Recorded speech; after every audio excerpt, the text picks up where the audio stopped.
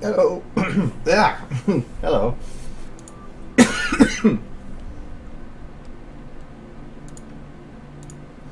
I didn't realize I didn't have a bunch of stuff set up. Let me finish doing that quick. And this.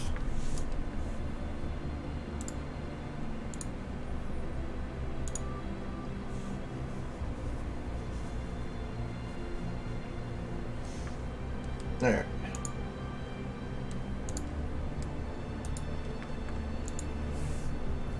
Well, yeah, it's like I go to talk and suddenly like my throat is like full of phlegm or something. So, hello everybody.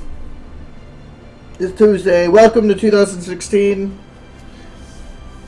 I am surprised that I've only messed up writing 2016 once. So I'm quite proud of myself. Anyways, so I still haven't really decided what I want to do for the convention. As for videos, I have to really start thinking about that. I want to have that figured out by Friday so I can start working on it. I have ideas for things, but I just don't know if it'd be something worthwhile doing. So, and I want to try to keep it shorter than 4 to 5 minutes. So I'm going to try to aim for like 2 to 3 minutes instead, mainly because I have 3 conventions right in a row. So, but because I don't know what else to do, I've jumped into this one because I still technically want to do this one. Though I'm thinking of changing the idea for this. This was a idea for a follow-up video, but I have an idea for something else with it, or like changing it up or using the resources from this one. So I'm not sure if I actually want to utilize this one or not, or at least some of these parts. Like obviously this part, because it's with the song. I don't know if I'd be able to utilize it, but I think it's the dragon bit here. Oh, did I move that? I could use the dragon bit. I could probably use. Well, this is still rough here, but I could probably use that. But like all these singing parts, I want to be able to use. Though I don't know if I quite like the camera there anymore, but. Oh, the light cracks on Cyber Dragon here. Actually, it was done. It was by doing this one that I knew how to do the cracks for Remembrance. They're done the exact same way. So it's just for the beginning. What's the back up there? Why did you use a broken horn? Oh, he does. Oh, sad days. So the cracks are just Gobo lights. Where are they going? There we go. So that's what these are. So it's just a Gobo light that is attached to the bone that is right by him there. So you can see when the light just kind of follows. I guess it was lit up before then. So they're just partially lit here, and then when he goes and says that, I have it so that the first light, this one, gets max glow here, and then as it goes down, it peaks to make it look like it goes down the body. So, but it's just a Gobo light of a crack. That's it. It's really not that complicated. Oh, hold on. Where's my phone? Alright, hold on. Music will play because YouTube Red is stupid, so let me see. I play music on my phone, and it was like, you're playing on your phone. You can't play music here then. I'm like, screw you. There. It should behave now.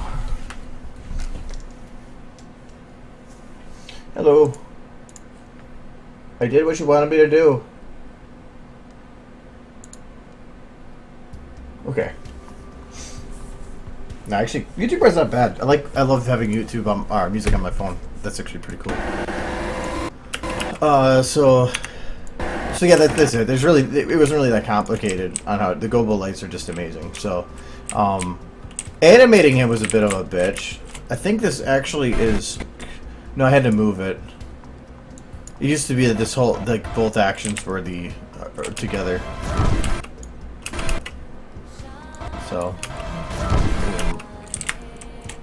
but also shows that you really. This is a stupid scene build. Like, I didn't even need detailed trees here, so I just had it so you can see the top of them. This is supposed to be Cyber Dragon from Fallout, or the Fallout Equestria, though I didn't have an actual like Fallout or a Equestria like dragon to use, so I used this one instead.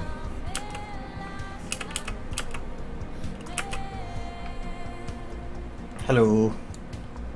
And then this is supposed to be Zenith's fight in the Coliseum, though it looks like apparently there's some errors. This is actually a different map, though. But she's supposed to do her little backflippy thing and be like... whoosh. So, I just haven't figured out Pip yet. What did she do there? Oh yeah, I was keyframing it, and I like never finished.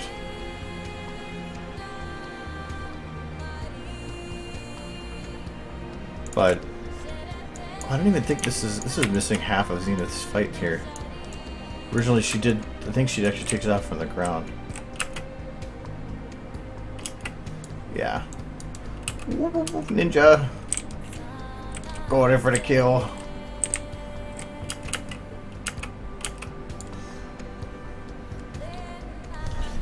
Yeah, I like this Skyrim Dragon. They're just super detailed, so I can't see any reason not to. But I think, like, other than that, like, I had the singing parts.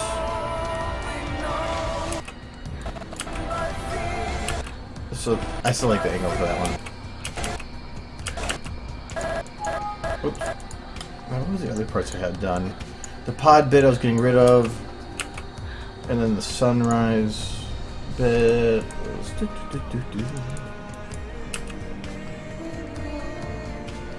Gonna have the hammer back up. And pull back from the wasteland.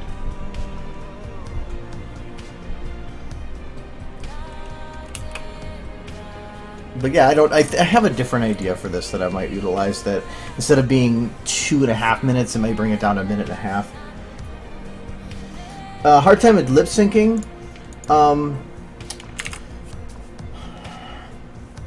It's hard to say because it's just, I don't even know how I started doing it. I just kind of figured it out. A lot of it is, for one, don't listen to music like I'm listening to right now. If anything, do anything without lyrics and low volume. But listen to something, because if you don't have anything playing, you're going to go crazy. I hate lip syncing.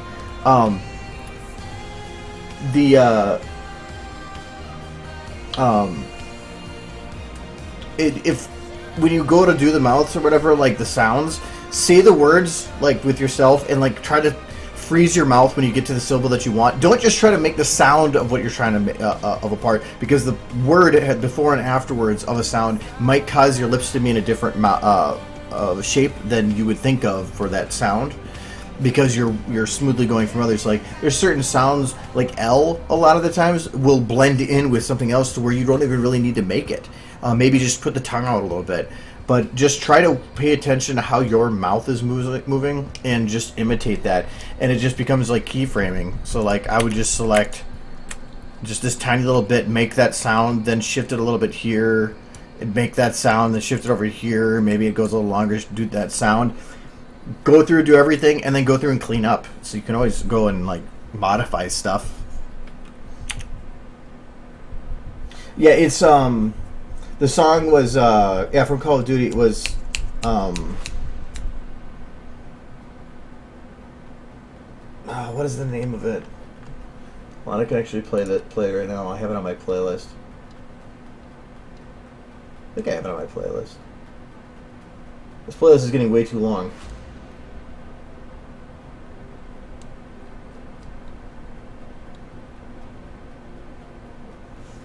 Apparently I skipped it though. I know you're here.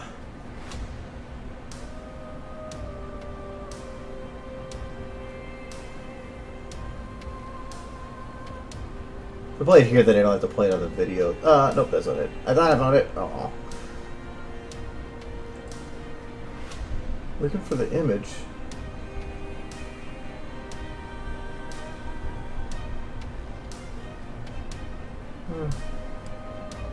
Must have passed it. I have another way to get to it.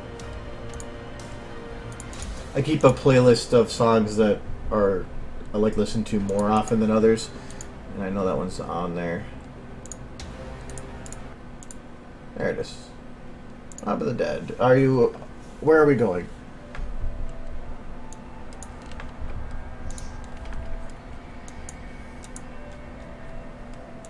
But I thought the sound and the feel of it, I felt were very Fallout-esque.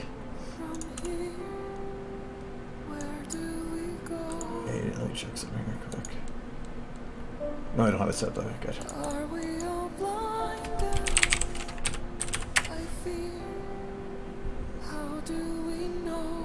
Alright, hope you get better, Speedy.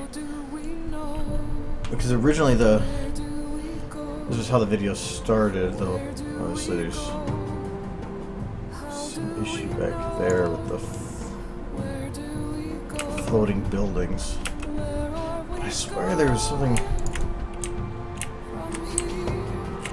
I'm missing on that, I think. I'll just pull at the beginning here, because this is originally the idea for it, but I think I want to change it and make it more like an actual trailer and less like a video acting like a trailer.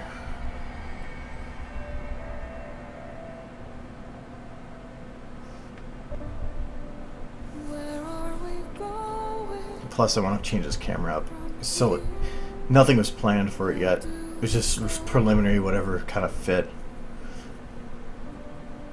And that never was done.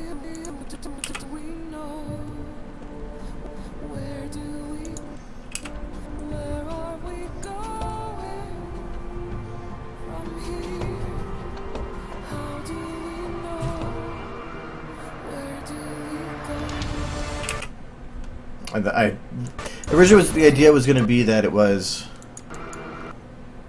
I think there's something off with this map. Because the lighting wasn't... That went further back there anyways. Well, the lighting is like stupidly simple for what I normally do right now though. Yeah. The original idea... Yeah, this is a scene build. So this is completely built in the void. And it's not the same as the one from the other Fallout turntable thing.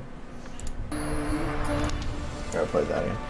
This is completely different. It's just... Oh, I'll turn the lights back on. Oh.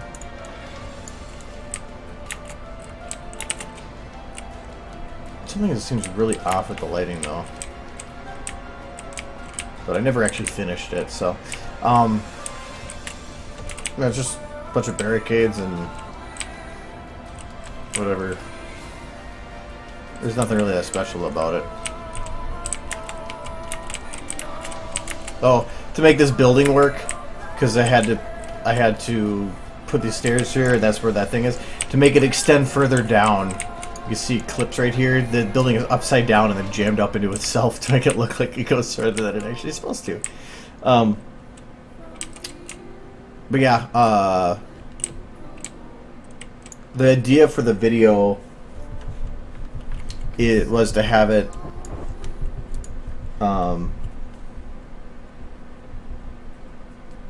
I get left thing to say. For having it for, I think it's up to here. Having it right here. I was gonna have it change over because someone else had an idea. I'm not gonna name who. Had an idea on to have a rainy scene, having Pip, Velvet, and Calamity walking in the rain. So I was gonna put that through here.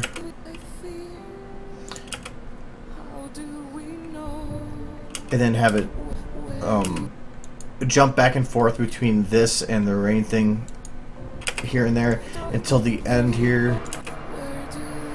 Have it do the normal thing, but then this would be character introductions, So even the people that are already shown, but it'd be every main break in the song. So from there to there and there, have it change scenes that just show the different characters. So like Calamity, Velvet Remedy, probably can even do Firelight to a degree, Steel Hooves, other random characters throughout if I really wanted. And then when it gets to here is when things would get more action-oriented. That's what that was. Though I don't even know. I was just making random scenes and just throwing them wherever they felt like they fit. So, like Dragon fit here, but I could have put it anywhere. Then I wanted something fight-oriented, so that's why I had the punch thing for that. And there was ideas for the train was brought up to do, because I had to reread that again just figure out how that actually looks.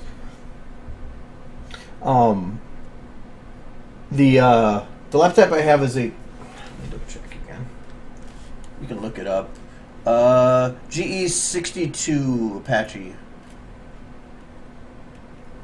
And it runs SFM fine. It's maybe not like as well as my PC or anything, but it runs pretty good. I see a lot of name things. Hold on.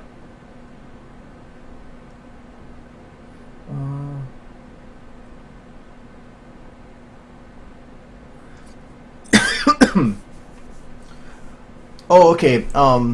There's two different ways to do the map switching thing. And the easiest way to show that would probably be... Or I do that a lot in a different video. Let me go open that up.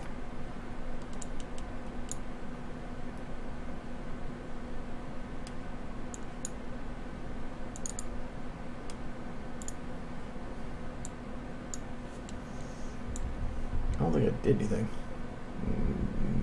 No.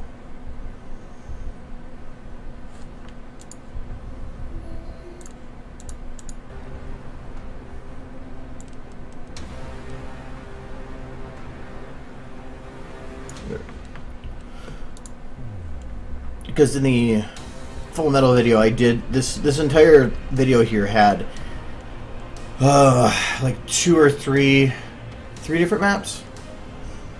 And there's two different ways to do it. There's the easier to work with map, and then there's easier to render. The easier to render makes it so that you don't have to change maps on a render, and you can jump around maps however you like, but it makes it a little bit more difficult to work with. So like in here, what map am I using right now? Okay, so I'm on the Void. So like this shot is set up in the Void, and I have a filter on to make it black and white. So that's what all these shots are. My cheating with the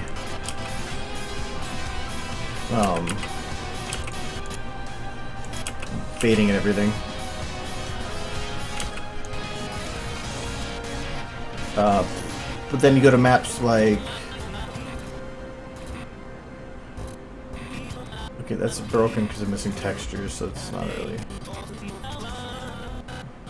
Her eyes are creepy.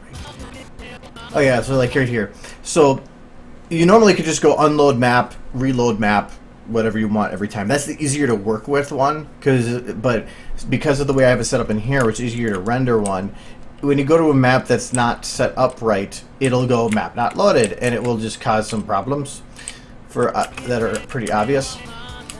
And I think I have a game not loaded. That's all those errors are for. Oh no, it's the mega thing. So yeah. So yeah, there's just a lot of errors here.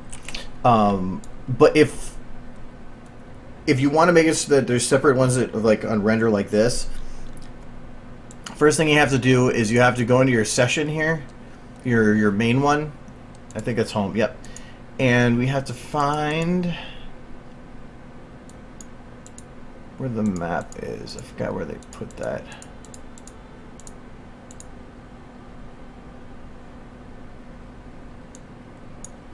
One of these. No, there it is. Okay, so it's under active clip. So if you go under active clip, the map that you have loaded, if you do it by unload reload here, it'll change the map names here. Hit map name here. That is like the general map for the entire file. Well, I don't want that. I want a map per clip here. So you could, if you erase that, it will not look at it won't override all of them to one map. It'll look instead at the maps that are specific to each clip. So if you go into a clip and say show an element viewer, you'll have the same thing here, map name, which will be blank normally. So instead, you just put the name of the map that you want to have for that shot. So in this case, I want to scene build underscore huge void BSP. You can use the little dot here to go and pull up whatever map you want. When you're looking at it in here, only one map can be loaded at a time. So that's why at the beginning here, everything looks fine because I have the map loaded that I would normally work with. But here, it's not. It's not the right map. Some things will kind of work if it still fits within the range of the map that's currently loaded, which like here you can see some of the stuff in the background, but that's not always going to be the case and really is dangerous. So that's why if you go here, it's a scene build huge void, but if I go here, so show an element view, it says flat void sand dark. So that'll make it so when you go to render, it'll change the map for each one of those. Thing is that if you do want to work in this map, even though you have it set up this way, you can't. If you go to unload map, reload map, it will change the overall session. It won't change. So you're kind of breaking what you set up. The way you fix that is if you just copy not the BSP part, just the part before that, the actual name of the file. Go into your console and type in change level. And if as you start typing, it should pop up with change level, and then just paste the actual name of it on, or if you memorize it. So there's change level space, the name of the map, submit, and it's the same as doing the load map, reload map, but it doesn't break it. And then voila, now I have it working again, other than the ground's broken, but that's for a different reason. So now I'm on this map working, but if I go to these ones, now it says that map's not loaded and it's broken. So, but it just makes it so that I can render. If I start a render on this entire file, it'll render the whole thing, all the different maps included. It will, when it gets to another clip that is, that it has a different map, it'll pause, unload the other map, reload the new map, and then start rendering the clip. And I haven't had any problems with like glitches or anything for the first frame or last frame or the ones between it. So, if you have a lot of map jumping, it's probably recommended that you do it this way. I used to render it out separately and before I figured out that method, and it was just stupidly annoying.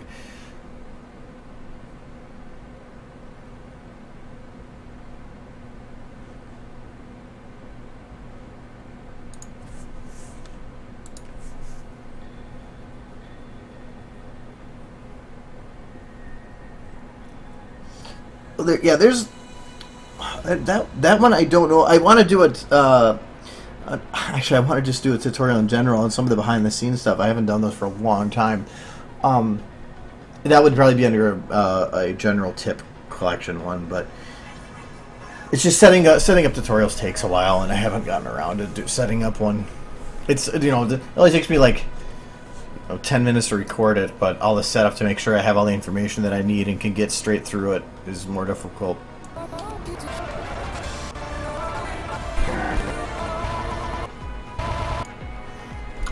I want to get this part figured out.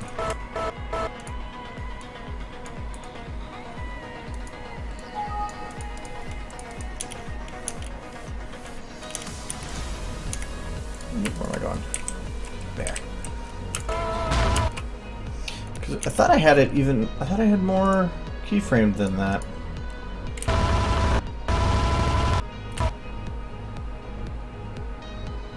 Apparently not.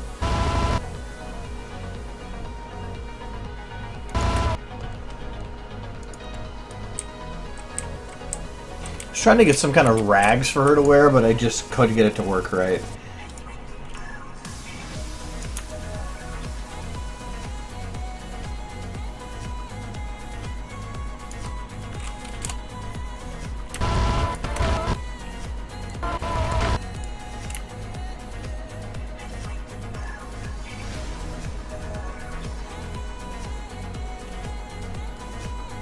So I think this was supposed to be that she was...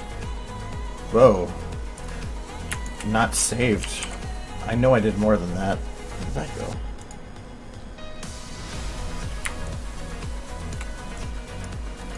Because originally she was going to push off from there.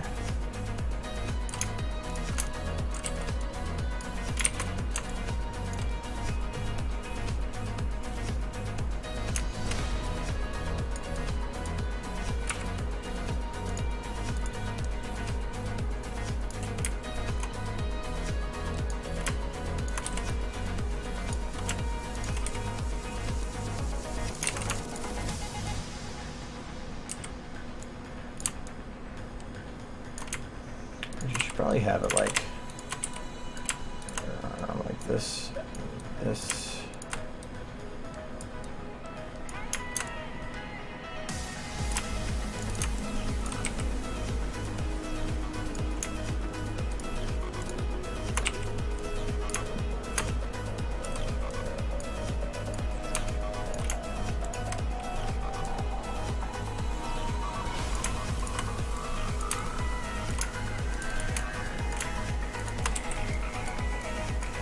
I wasn't really worried about broken bones because when it comes to animating, you can get away with that a lot more.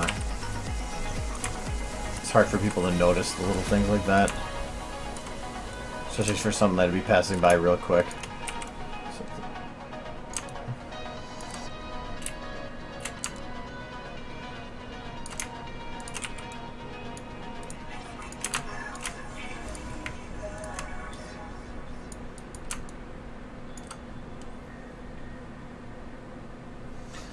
She's not right because in the part of this story she was at the Coliseum fighting Zenith. That's Zenith.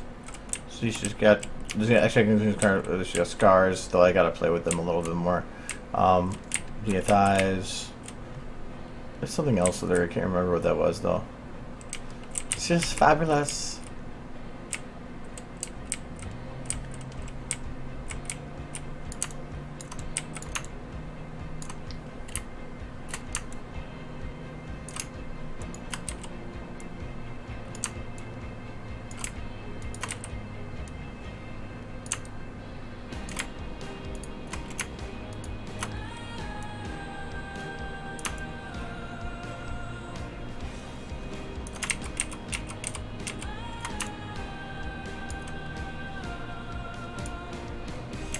I don't know why I had that locked.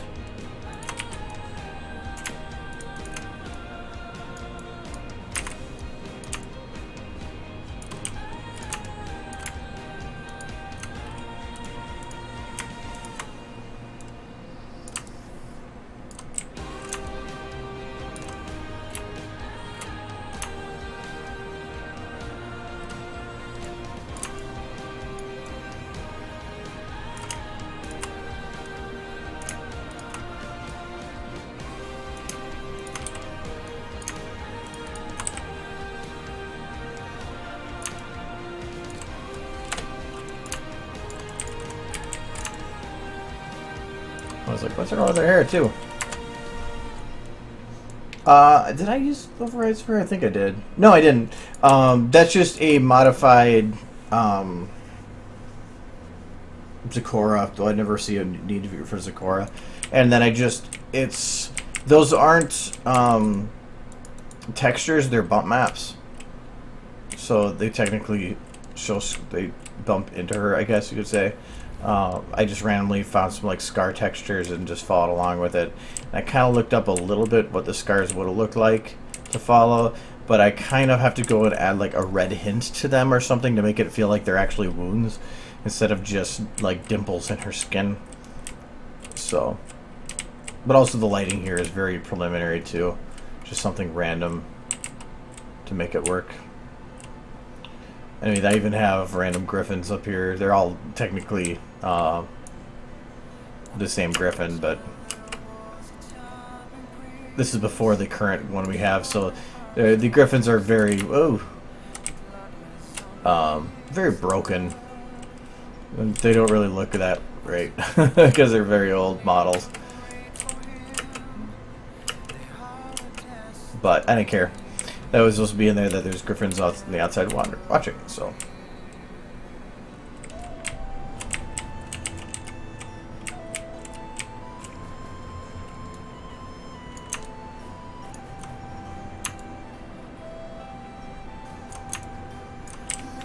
would think that this leg would be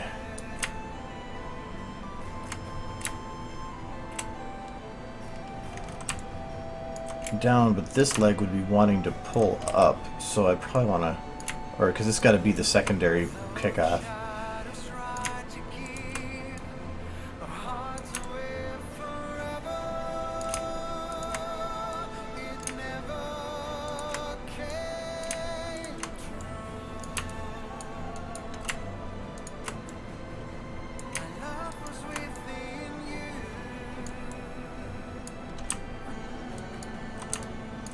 Not yet, though.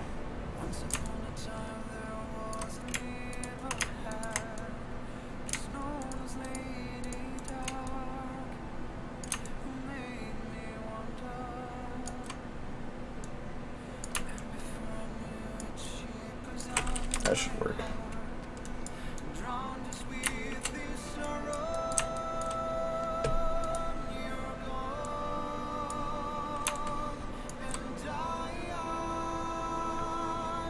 Actually,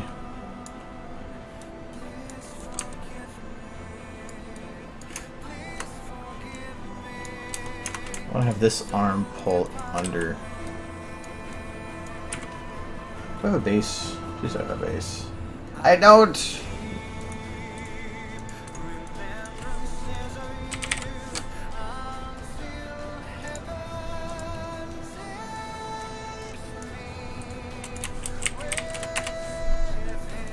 There, I have a base.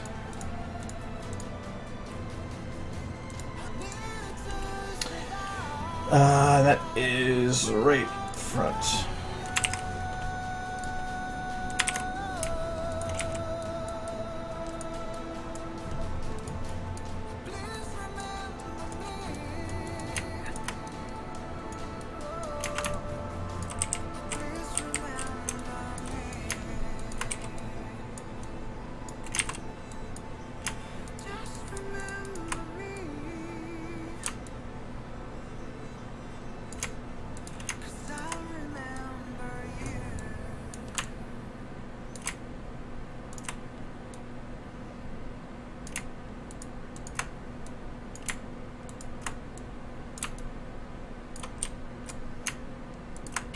And the bandage is on her arm because that's she's hiding her pip buck.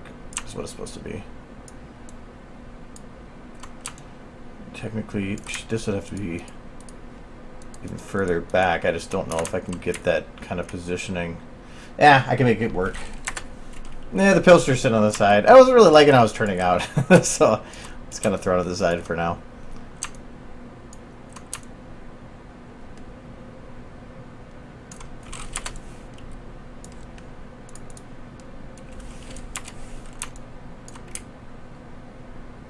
Plus, I know a lot of people like the animating thing, so I wanted to at least start doing something in terms of animating. So this one, and that one. Okay.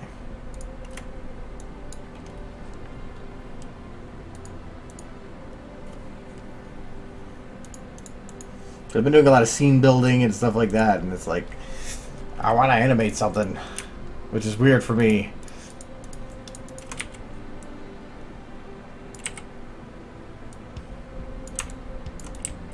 Plus, I've really been wanting to animate fight stuff, and I haven't really had the chance to, so this is kind of why I'm wanting to do this too.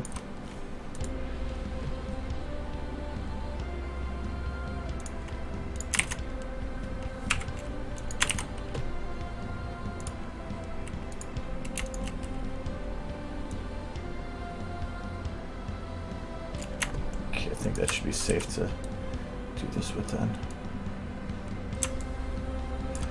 Okay, I need to push her back enough so that the arm is fully out.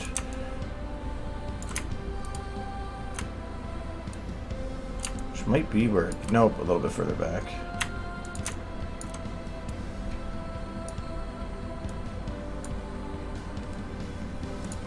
So basically I'm keyframing based on checkpoints for positioning.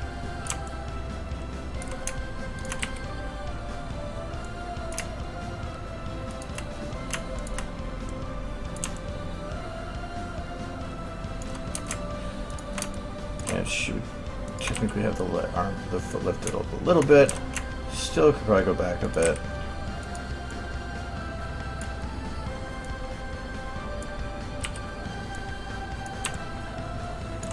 Okay, she's going. Camera's right there, so she needs to go further this way.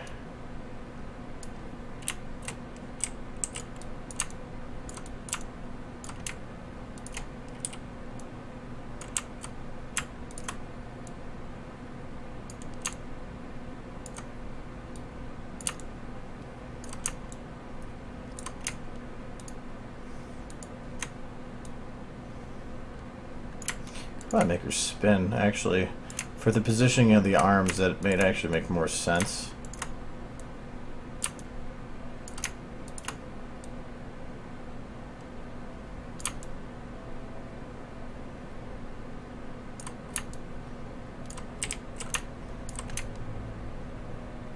Did I churn her? Not really. I actually need to pull her a little bit forward. Oh, that's too much of a churn, though. A little bit more. There. That should work for the distance. Stretching the leg's not a bad thing. It's kind of part of animation, actually.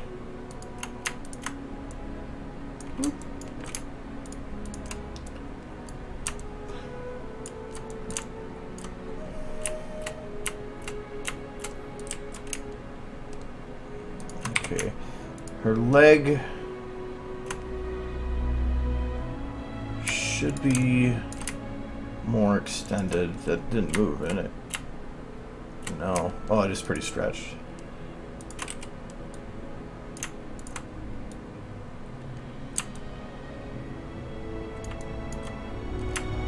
So we try to trim it down a little bit.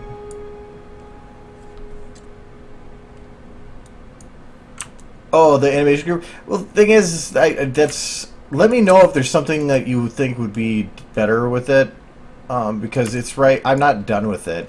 It's just that as of right now, that's what's working, but I think I might need to play with it a bit more. I'm finding some things I don't like about it, but all in all, I'm trying to get over the fact that sometimes change is what annoys me, and so it's like I don't like it for some things, but I'm trying to decide if that's because it's different or because it's really not working. And when he's mentioning, this is how I used to organize the stuff. So if you look at it, I mean, this is actually a much older one, but it had pony. This is how Zappy's was originally done. So it has eyes, mouth, under pony, pony bones, pony legs, and pony wings would be under there, and pony, pony, pony. But it was eyes, body. It just felt like things were based. Anything that wasn't in the already made set of flexes and bones was put in pony, which really seemed weird because why would you need to separate so much of the stuff? Like, why not just use the things as they, how they should be? So,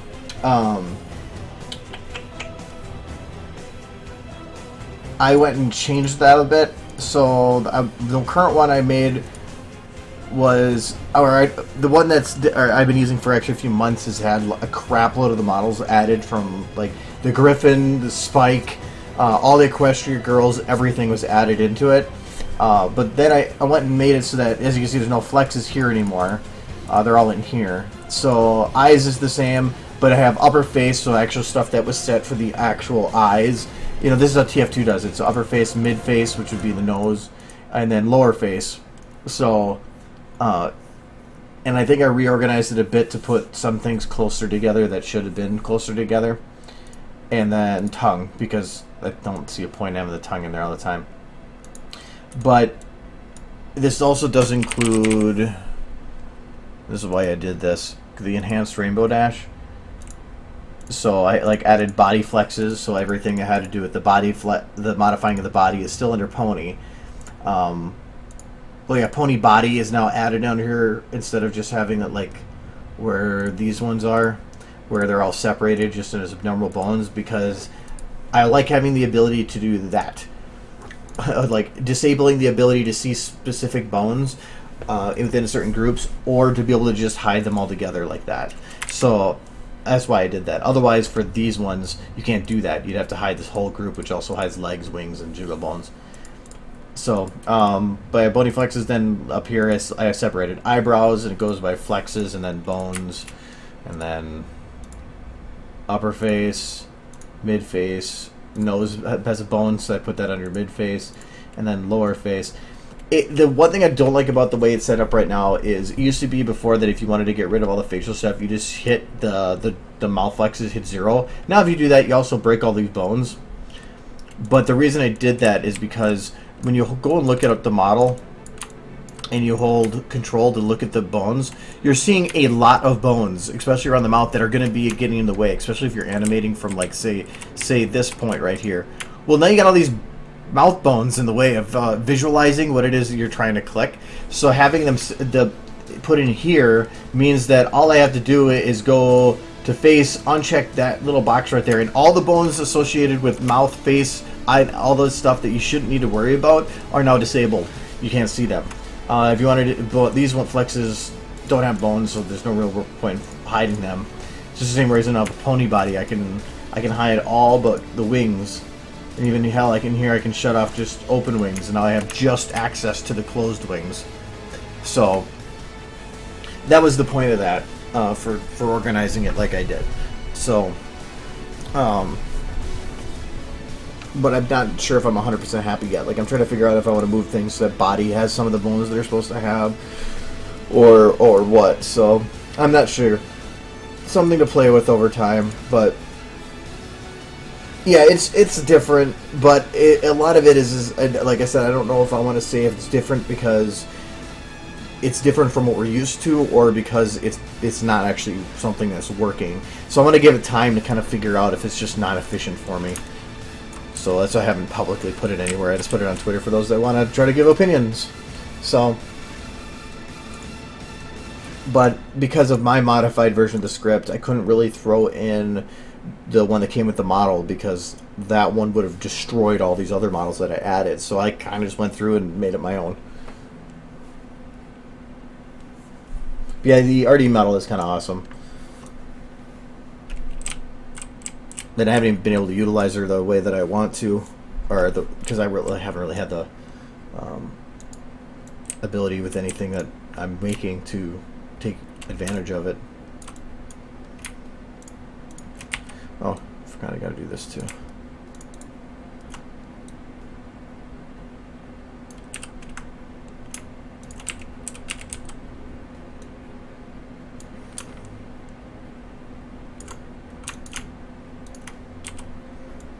Well, I guess I should, if anybody wants that, I should, like, put a link for it. For anybody that's not on Twitter. Okay, so then if you want to have the or play around with adding that yourself, you can. So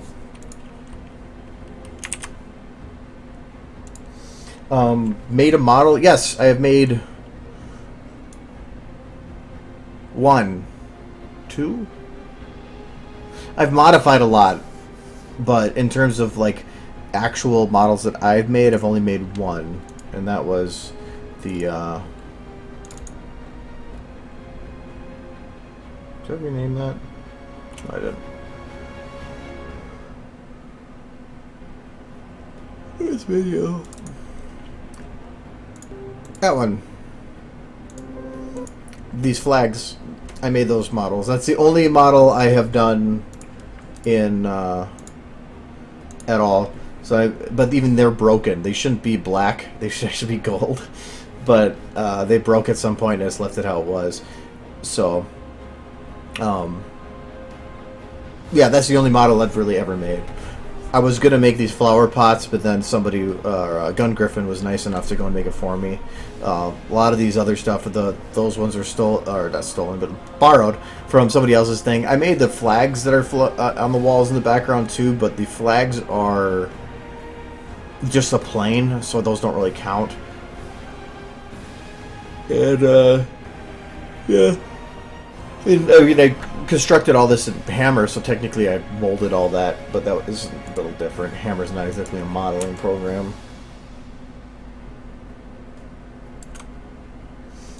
Yes, I made a lot of flags in there, but that was an iconic thing about the Elements Hall, so I needed to make sure that that was there.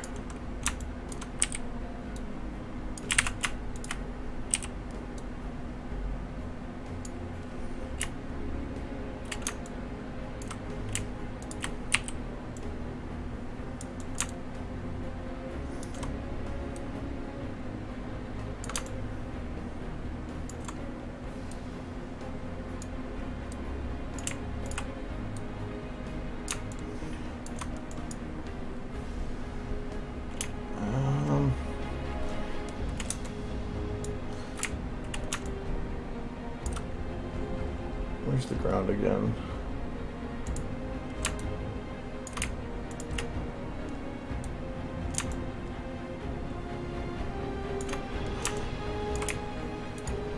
Okay, now I'm gonna bring her leg in.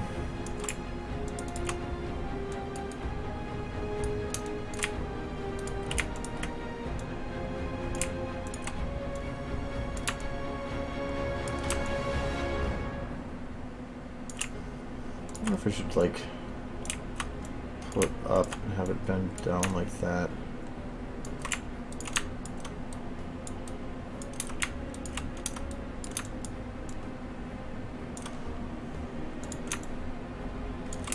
Ah, now it's not covering through the floor.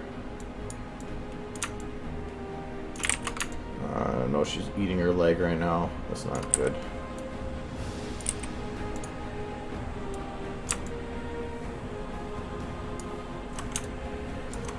I'll do it like that for now.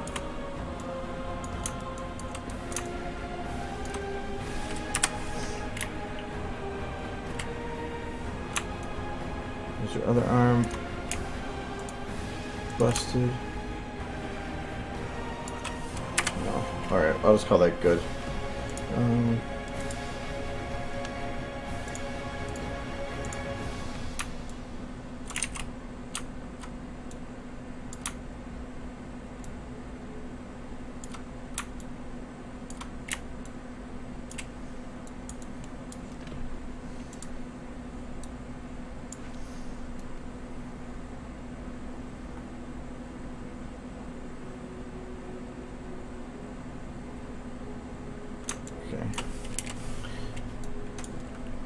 So this hoof is not going to stay. This needs to stay locked. This one will also stay locked. This one's okay to sit, hover.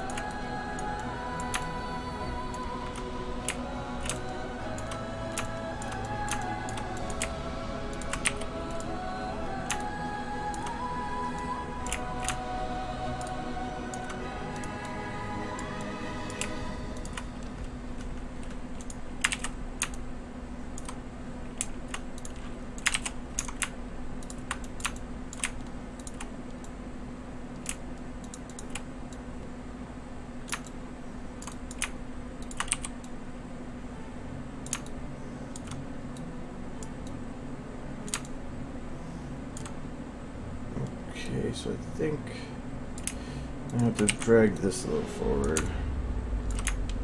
Make that work. And this leg needs to be brought under here. Get into a bracing position.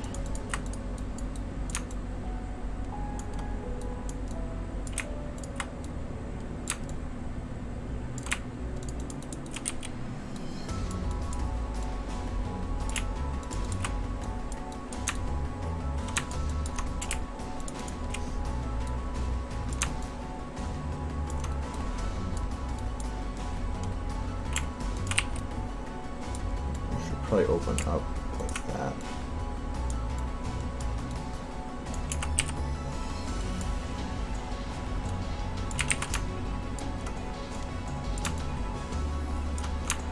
Nice thing about things moving fast, I can break bones and nobody cares.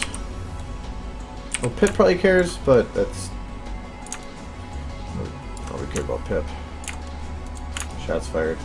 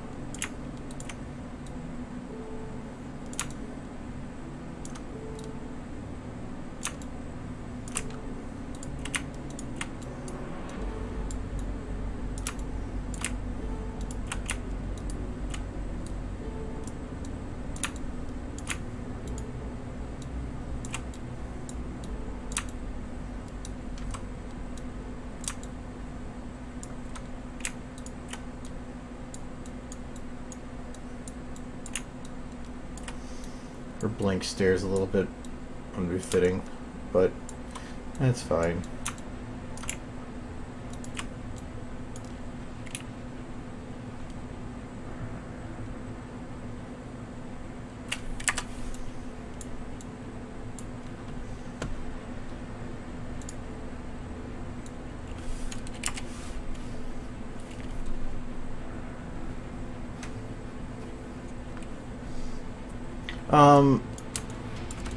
Pip's not smiling here. Let me see.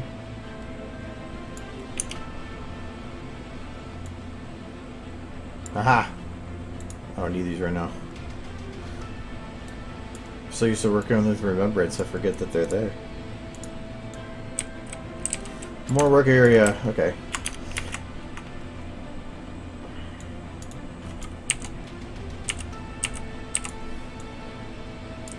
I just realized how short these frames are. Whoa! No, Pep, come back.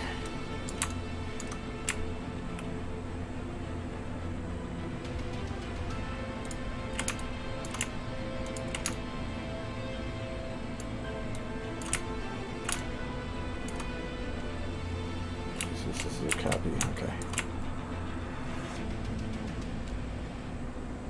This one is going to be a good bit further back. Only leg I need locked is the back right. All the rest are not.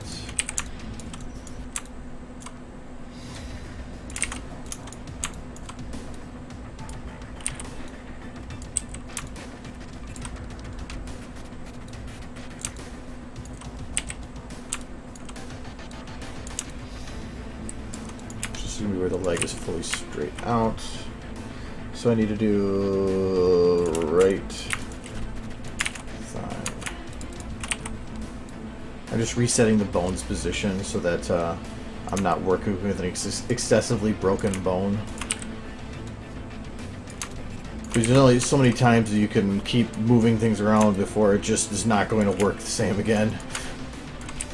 So I make sure to go back and reset it to the base's position. That's why I have the base model there, that model load that's called base.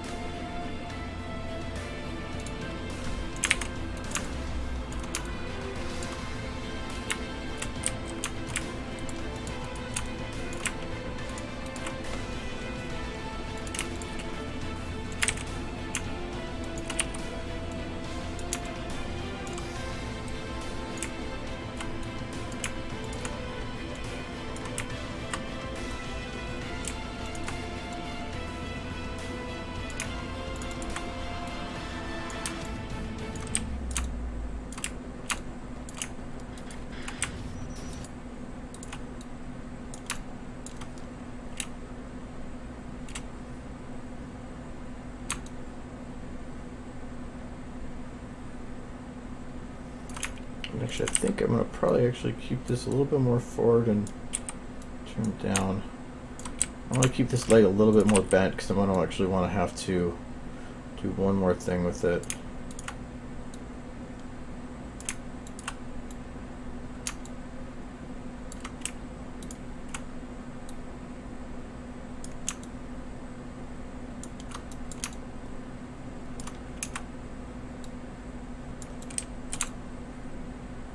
Close enough, I think.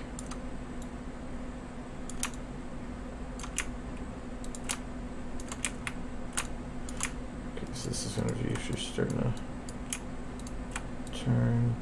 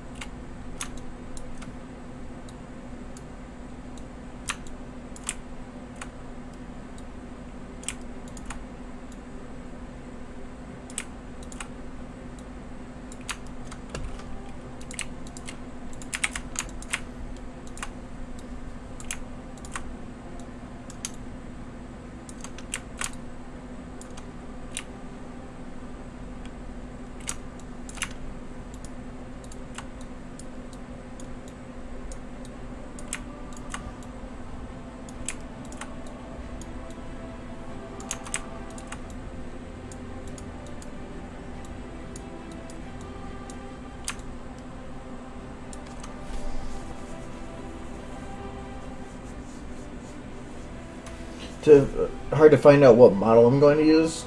I'm not sure kind of what you mean by that, actually. If you're thinking of an official outfit, what would it be? Official outfit? My OC? I'm not a big fan of, like, covering people in outfits, though.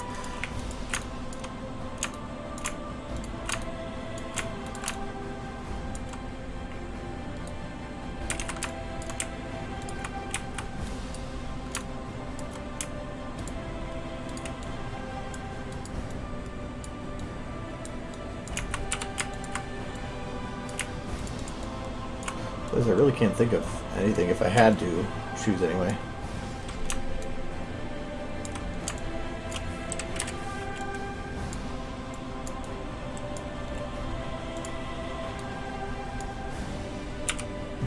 Actually,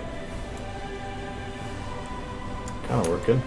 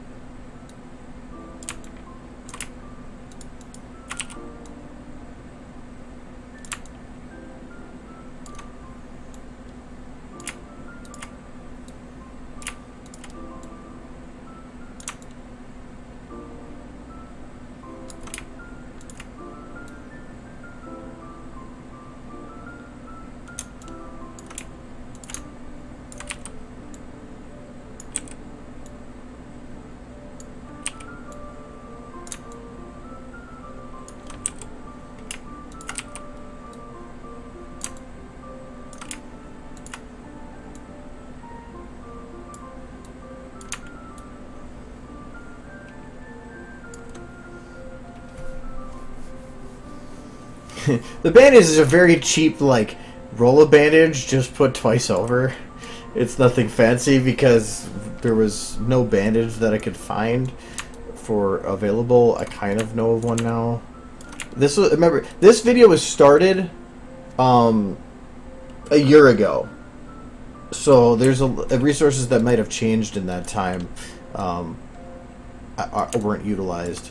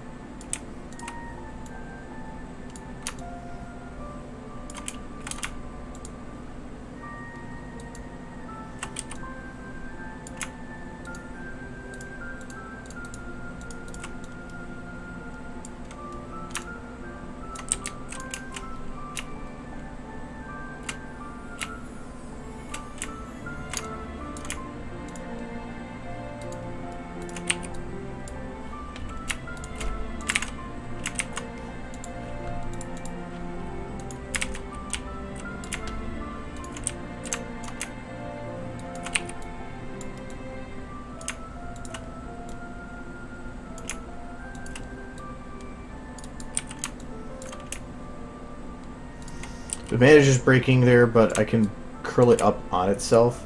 It's just right now that's the only choice I have.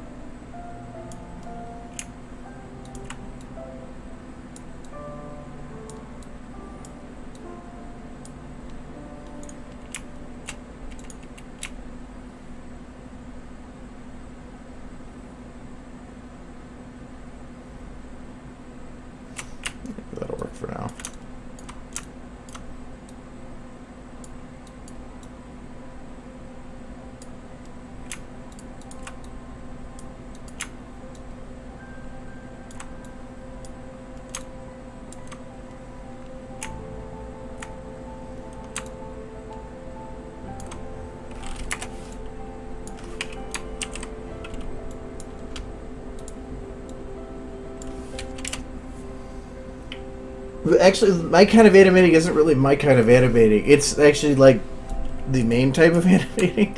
Obviously, if you work with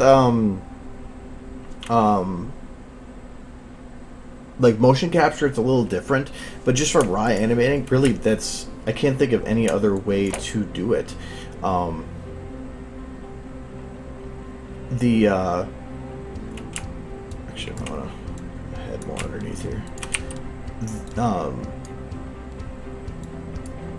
Mainly because it's keyframing allows you to pick out details and ensure that certain things work. It can be stupidly time consuming, but it's usually worth it in the end.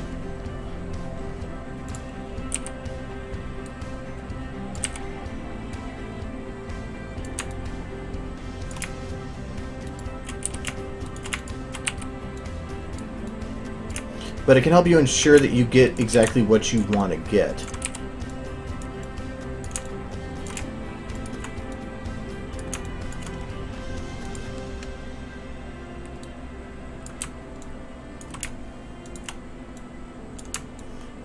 Valve was calling it pose to pose. You can call it whatever you want.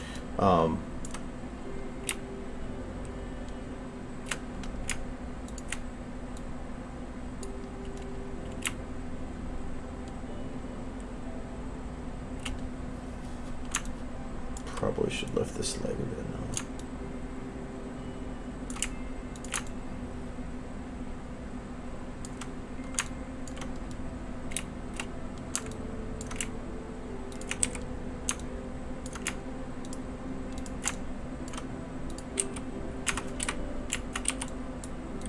But when I originally started doing this, I had no idea how the hell animating worked. So I ended up going and just animating everything as I was doing it. Like, just from the beginning of the shot to the end of the shot, I just was animating right straight through. It got really confusing really quick, and it was super messy. So I learned from my mistakes, but it doesn't mean I didn't learn anything from making those mistakes, which is sometimes, I think, more important. It's not always about doing it right the first time, but it's about doing it wrong and learning from that.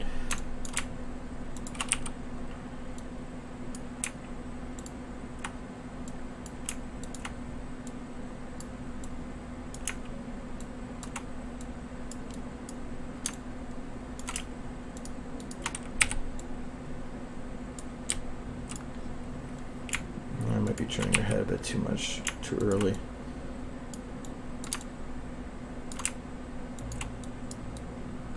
Turning it, sure, but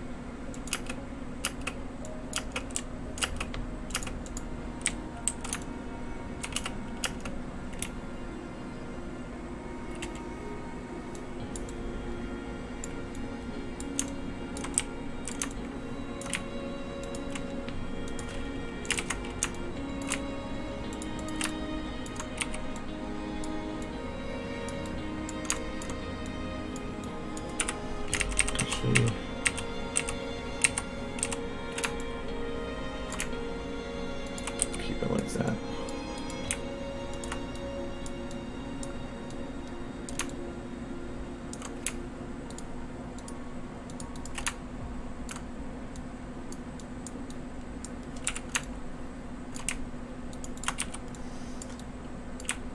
And truthfully, I really don't know what I'm doing right now to make this work. I'm just kind of playing with it and and changing it to whatever feels right. It doesn't mean it is right, but things can be so easy to change. So And sometimes you don't really know what you need to do until you've started doing something.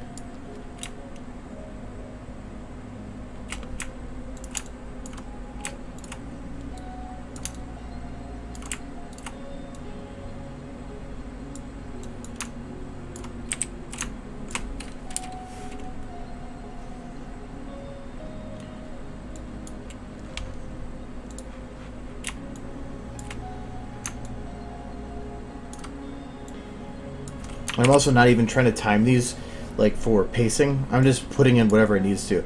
So like here when I was starting it, I was focusing on what legs were on the ground when, so that's why I had it so it was pushing off so that, and it stopped when the one arm was extended fully, which is this one, then stop when the next one was, and it was this arm or this arm and this leg. Then the next one it was fully extended, but this one I kind of wanted to get more detail in between, so I did a partial bend. Then that's the push off, and then when she lets go. So it's when interacting with the ground, I usually focus on whatever it is that's going to be touching.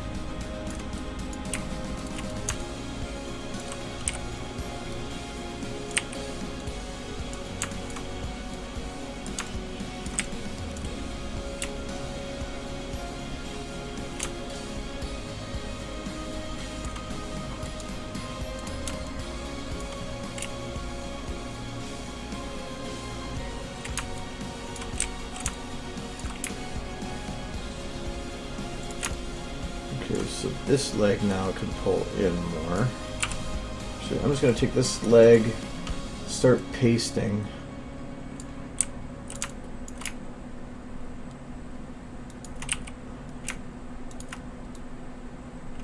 And then it just pushed off, so this leg is going to be like super bent.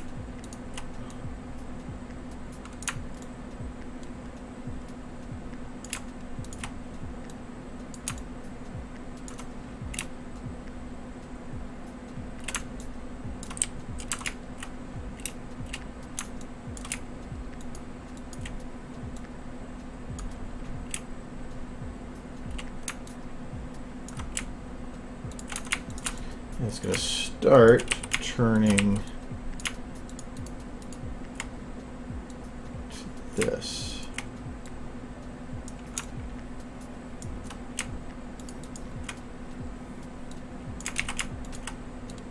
What do you think of left and right?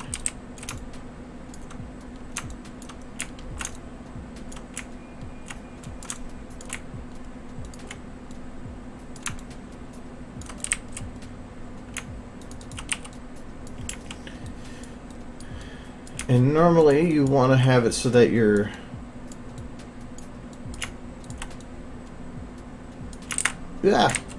stop eating yourself. Oh, I think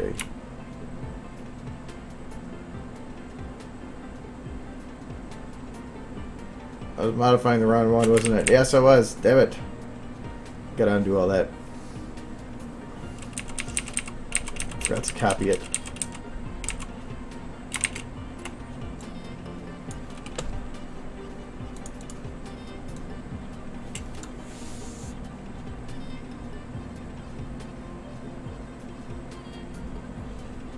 Oh.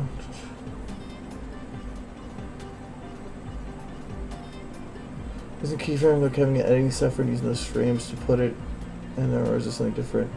I mean, keyframing is a very general term for a lot of different things. And here it's just saying that you're kind of setting up a keyframe, a frame that is the key. I can't really think of a better way to explain that. It's saying that I want at this exact frame to have her doing exactly this. And at this frame, I want her to do exactly that. That's why something's called pose to pose, because you're basically animating from one pose to another. But you could keyframe it doing it by something else, not just poses. It's just easier to do it from that. Blocking would be where you take this and then you put another keyframe in there, and then another one, all the way up to your frame rate. So you basically just be making crap loads and crap loads of keyframes.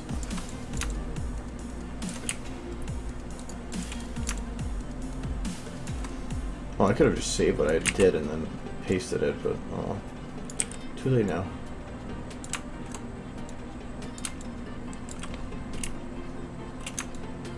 Make sure this is moving at a consistent pace. A little bit further.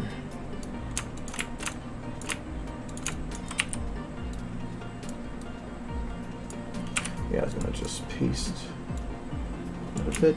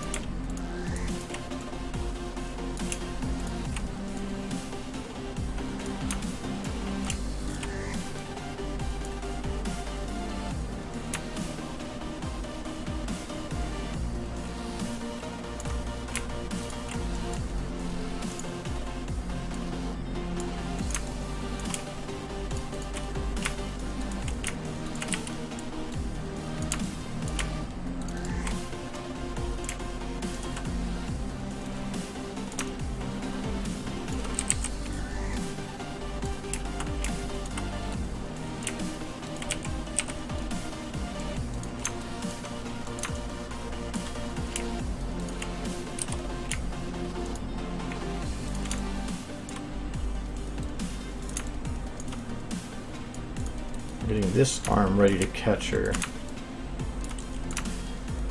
So I'm trying to think ahead a bit. How far is chest tube bent? Because I don't want to bend the shoulder too much more than that.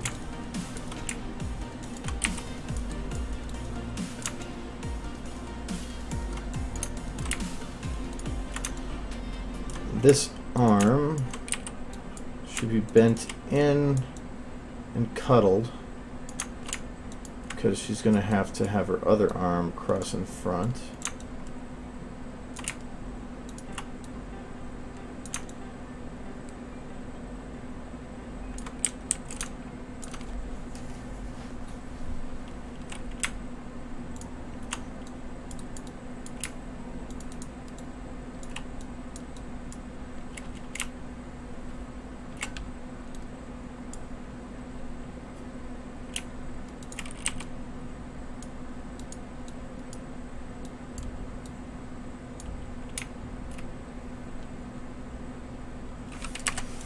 Good. Nice thing is, if you don't like one for the keyframes that's done, you can go back and fix it. It's a lot easier to fix it that way than have to fix the animation itself. Really,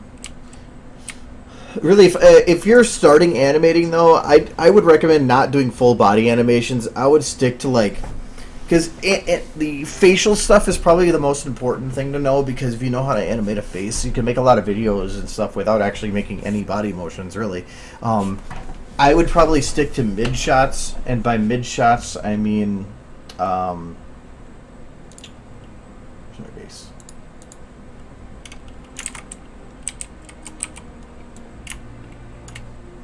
Keeping your camera, around here. On a human being, a mid shot's usually around the or cutting it off around. I don't think it's the waist. I thought it was the knees. The knees are. You're not showing the feet. You're keeping the person mainly in focus. So in this case, usually or a mid shot. I never talk about the mid stomach. But if you do a mid stomach for here, you're basically doing a facial shot. So I usually would consider this a close and this a mid. By doing it the mid, you can, without having to show interaction with the ground, you could really cheat some of the motions with the legs, because they don't have to be fully locked to the ground. So I'd recommend starting out with something like this, because you can still play with the body a little bit, but you don't have to worry about those intricate workings of how to keep things locked to the ground and all that. This is just because I get bored with other stuff, so I try to make it more exciting.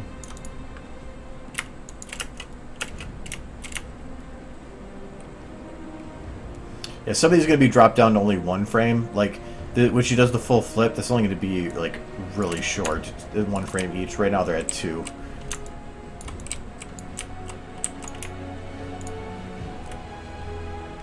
And no, I might even cut it off to where half the stuff I'm doing here isn't going to be used.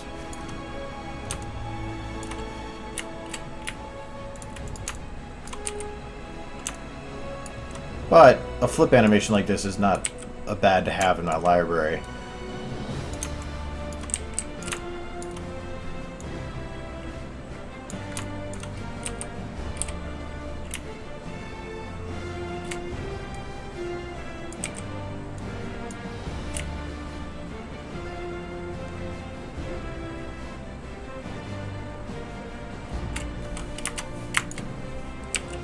See, like here, I want to lift this up a little bit higher.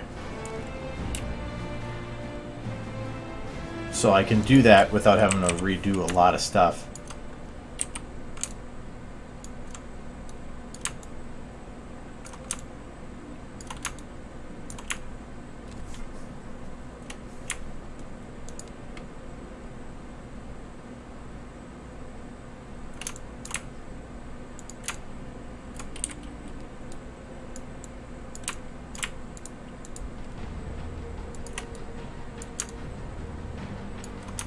Little small changes.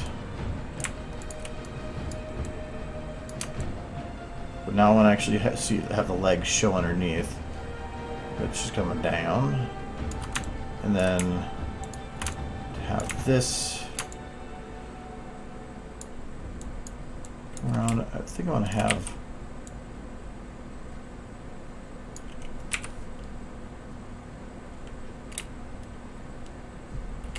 yeah, there's another motion I should have put in there, but I'm not going to worry about it right now.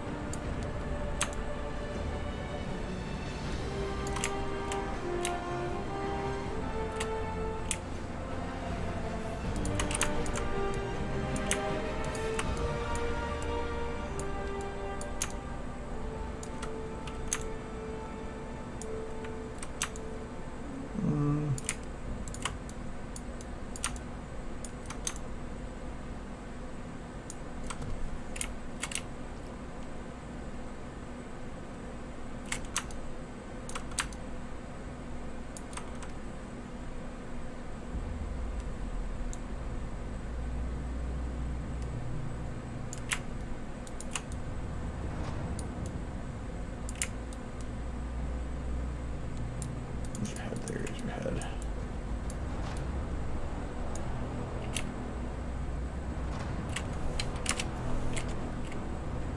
I don't know. Usually I just run the stream until 9, so that's probably when it's going to go till.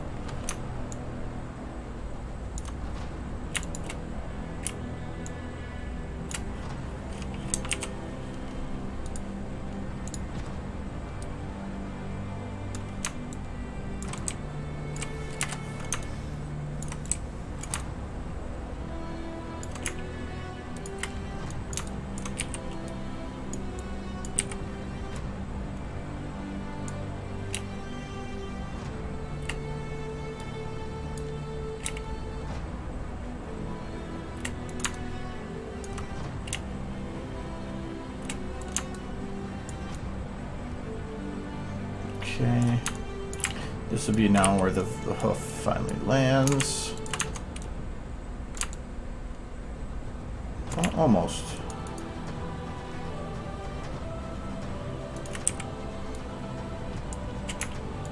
Make sure it does.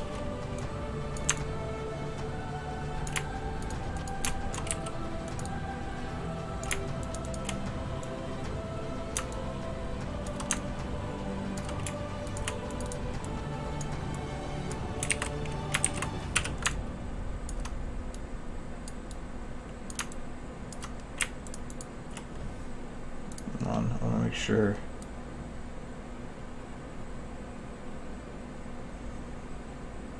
I'm not breaking the leg too much.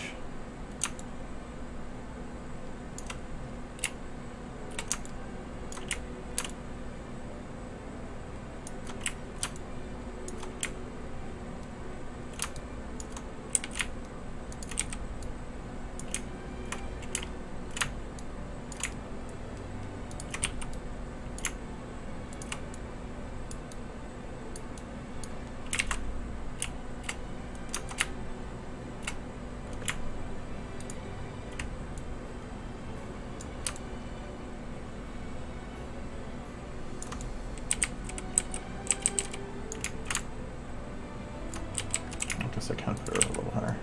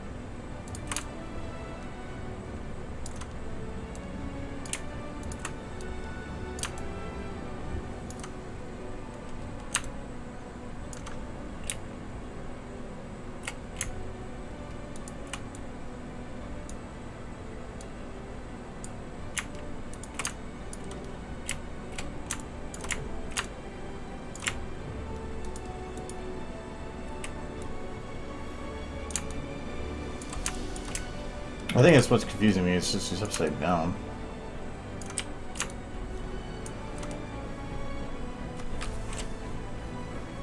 Yes, I'm making her breakdance. No, I'm not. I'm making her do a jump flip thing.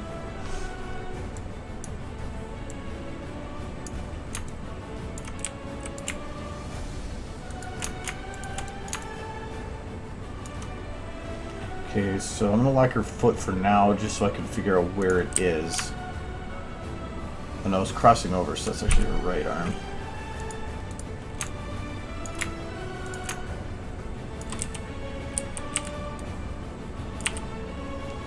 And what I want to do is have the butt keep going, but now that she's gonna slide a little bit because she's has a point of impact.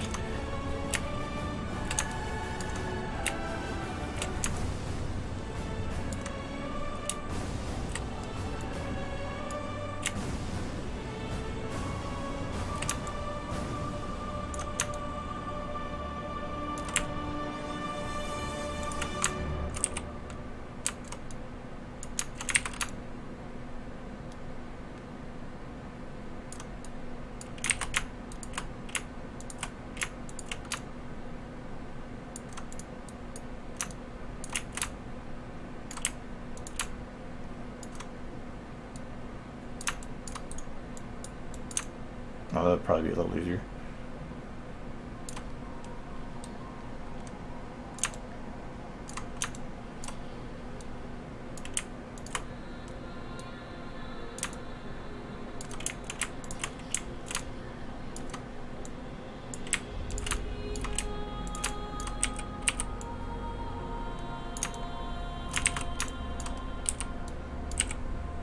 Okay, so the hoof's landed. There. The left shoulder is going to start coming down now. And our left shoulder is horribly broken.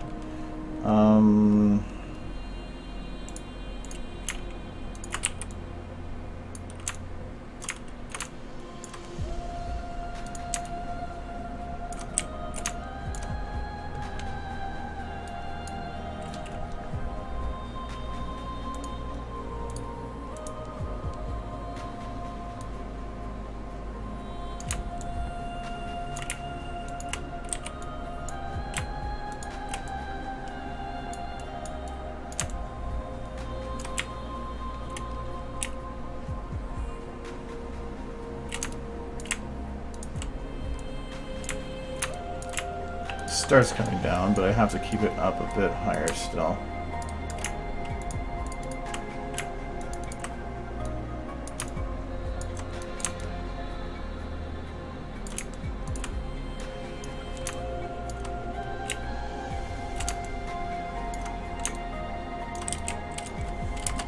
let's try that. Some of these motions I bet you weren't even going to show in the end. It's just like, whatever. We cover everything that way.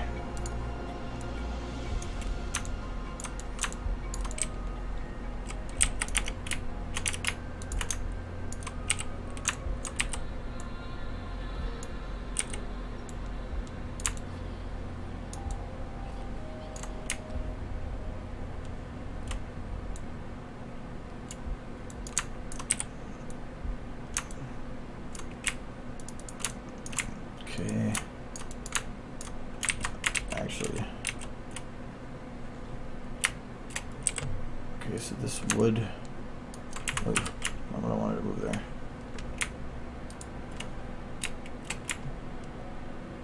There's pelvis there. So this would move like this, but I'm pretty sure the chest would also be bent a little this way and pulled.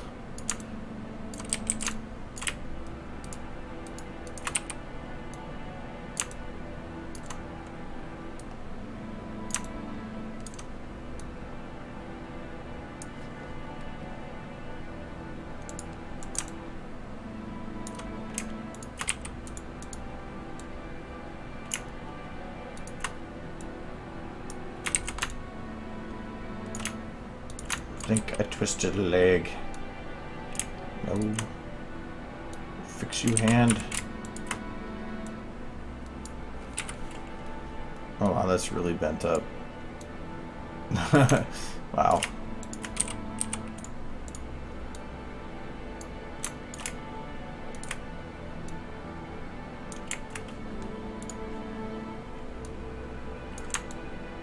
There we go.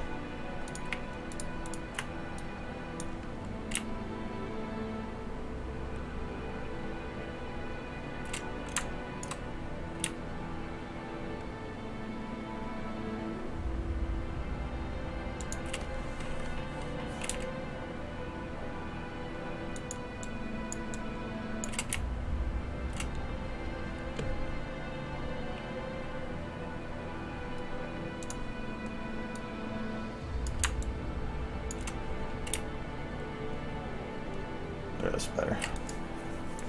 Like, didn't feel like it was changing enough there.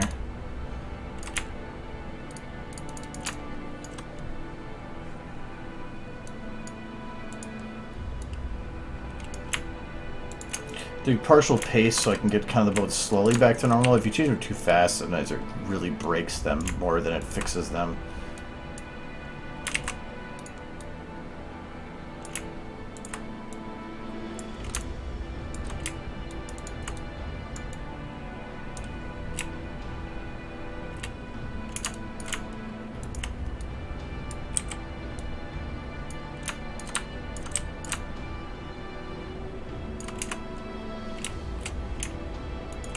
I forgot that I didn't turn the body down more.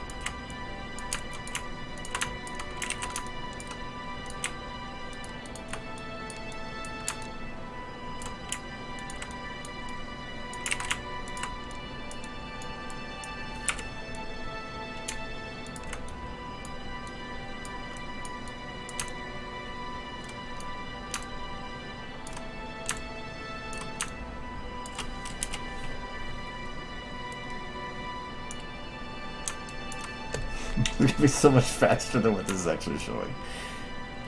Okay, does that move every bone? Yeah, she's doing a flip.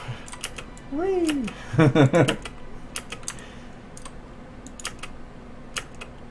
It's getting there.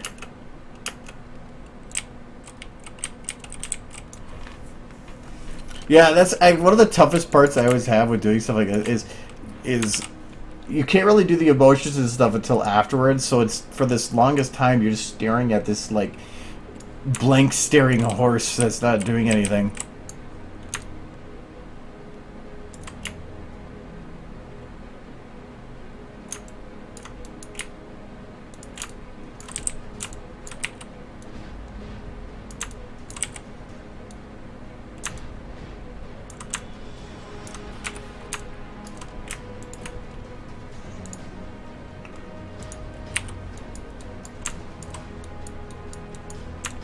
Shoulder slots. Right ball is supposed to be locked here. Right ball is, left ball is not.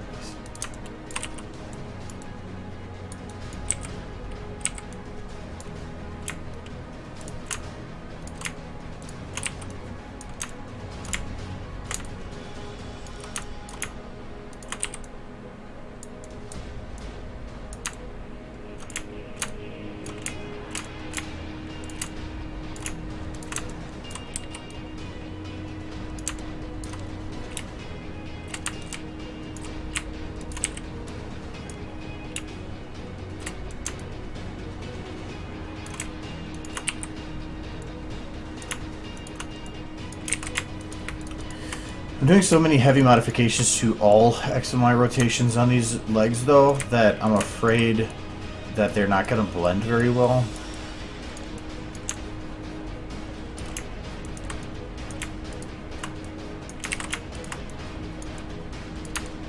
I mean, there's ways to make it work with it, but I just don't feel it's going to want to work how I want it to work.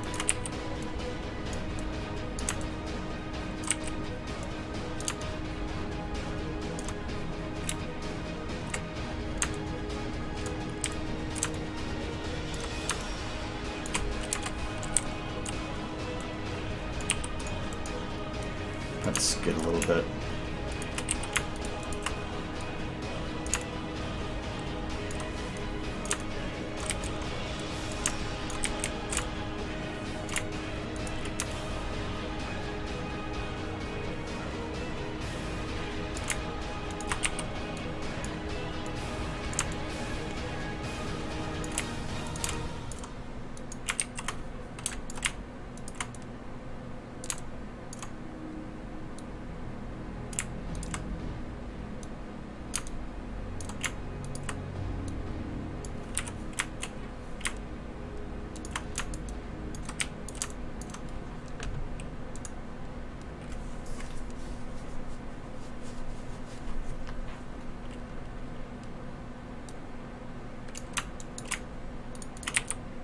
Hold on a second, I can look at it in a minute.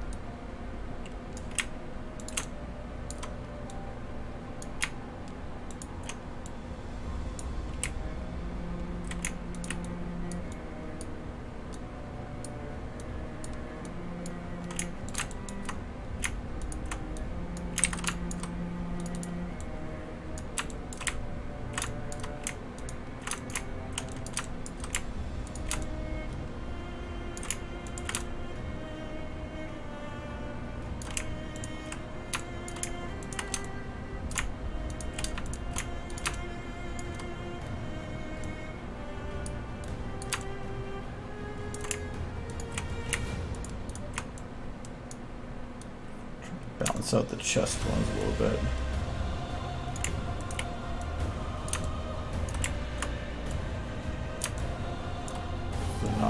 So they're all about evenly bent instead of having one exceedingly more bent than the others. Probably go a little bit forward with it.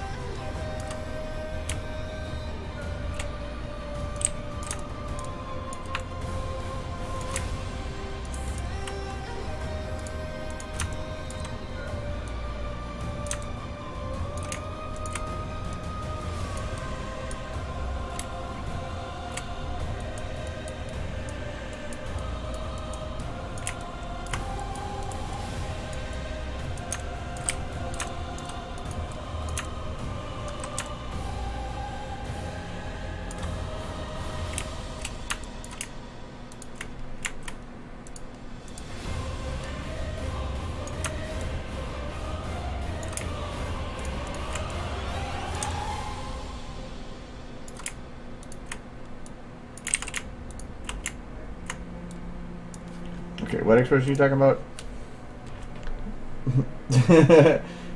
I could go try that on.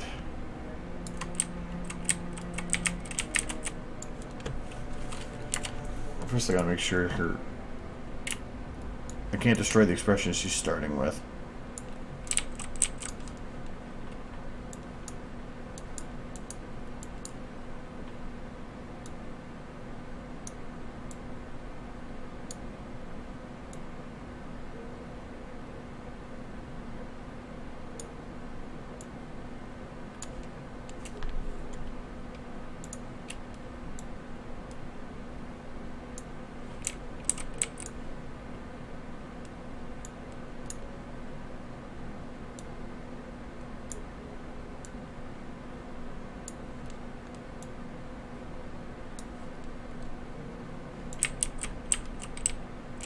There. She's not naked, she's natural. Ponies are a little different.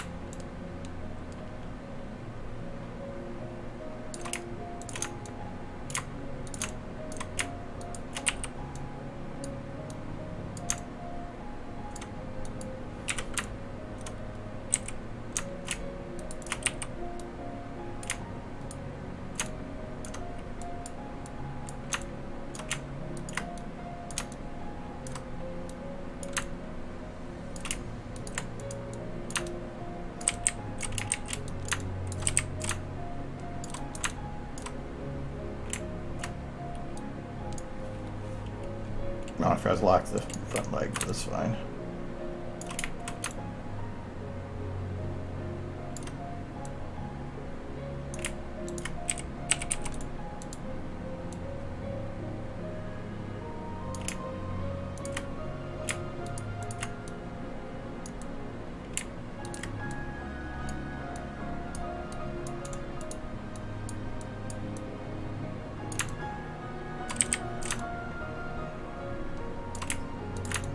Don't work.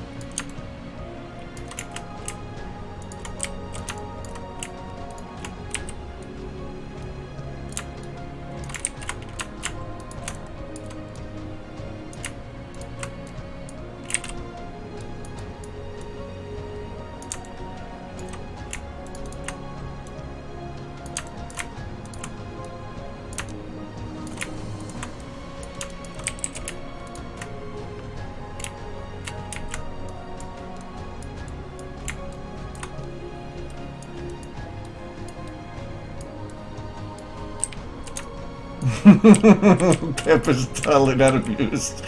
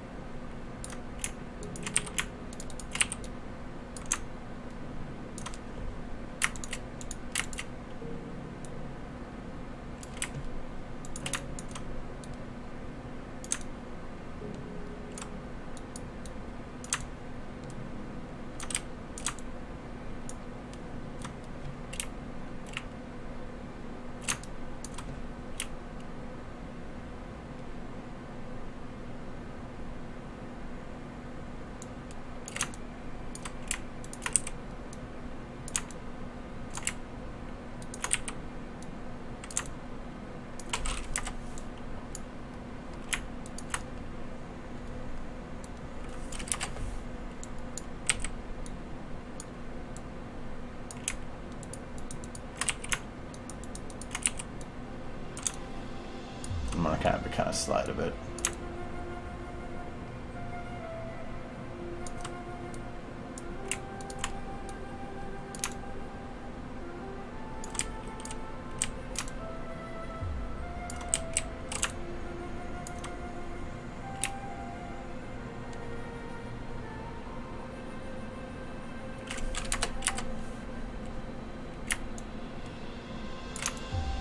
One more move after that, though I don't think I'm actually going to get this far in the motion. I'm going to erase something. Yes, I did. Oh, that was already in motion.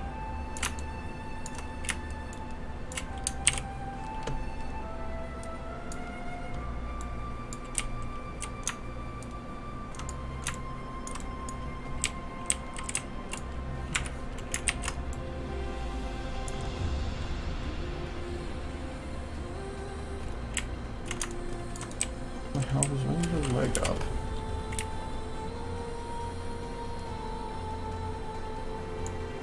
Apparently I must have hit something here.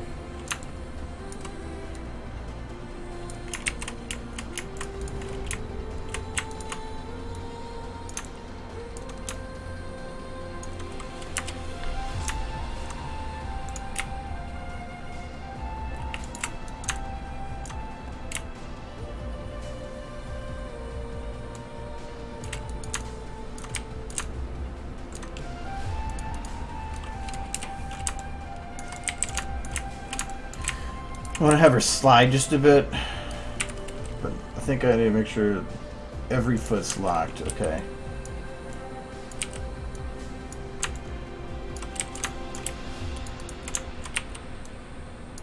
But I want to have her slide with her back mainly.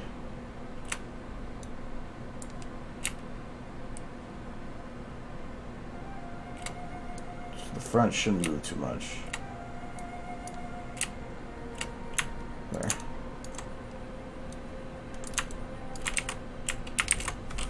Like, now that I realize it, this foot should be turning a bit with this. And it wasn't.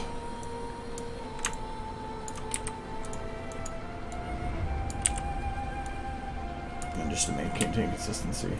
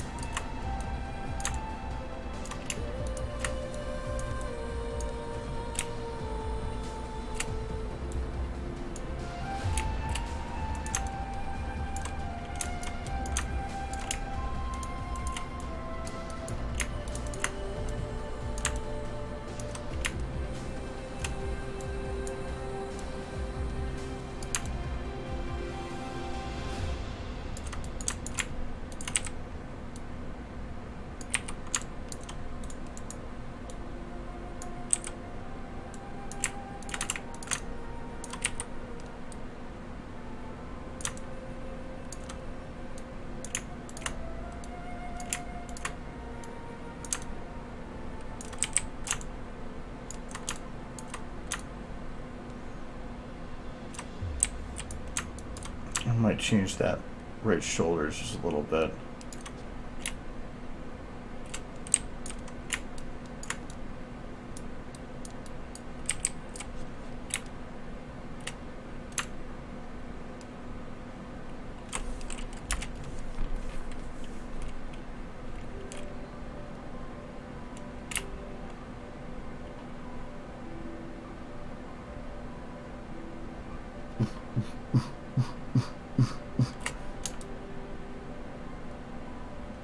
Okay, I'm going to change this shoulder a little bit, just for these last 2 frames. Probably going to pop the shoulder out a little bit more.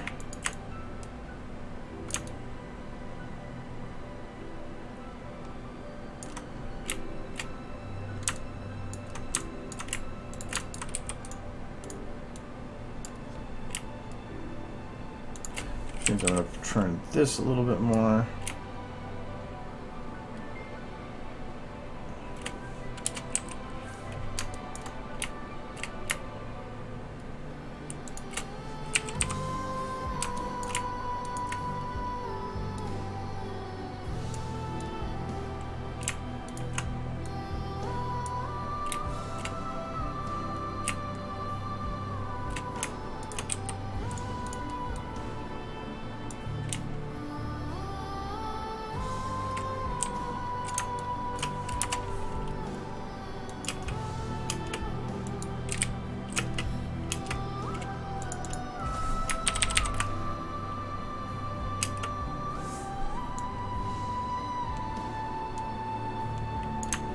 Okay, I feel like she probably should get a little bit more height here.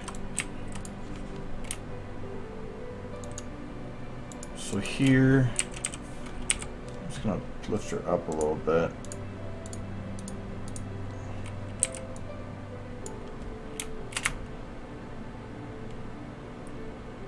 Actually, I'll take all 3 of these, lift it up a little bit, and then choose the middle one, lift it up just a little bit.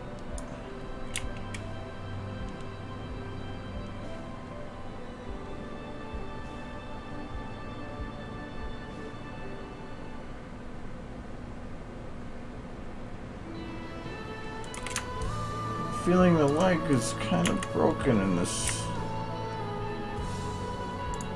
Something locked when I moved it. Easy fix, but it's annoying.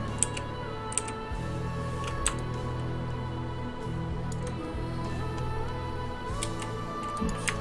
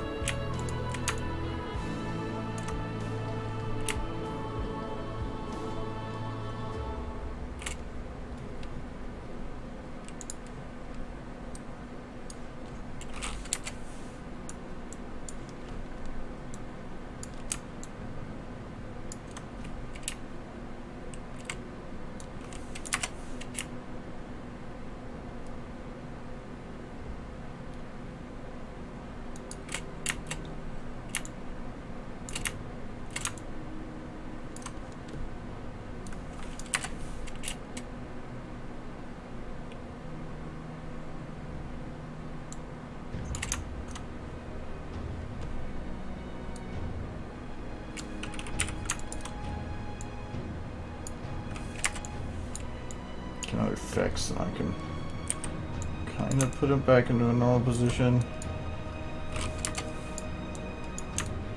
But really, it's hard to see what normal is.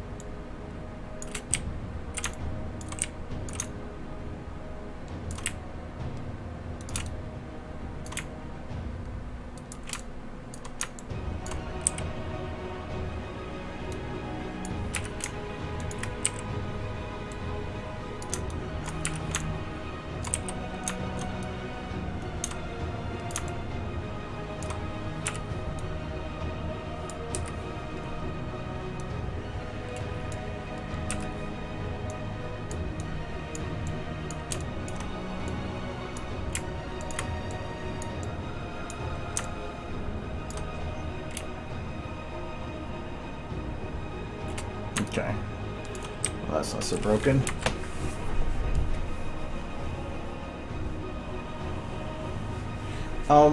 Turning pink? I don't know, because I've never had that happen.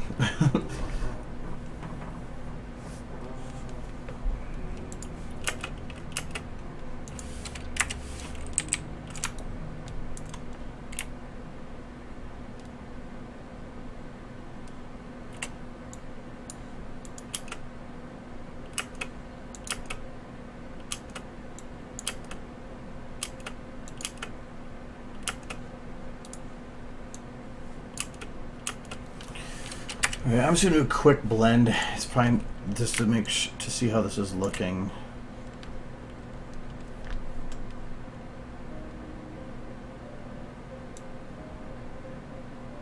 It's gonna be a messy blend.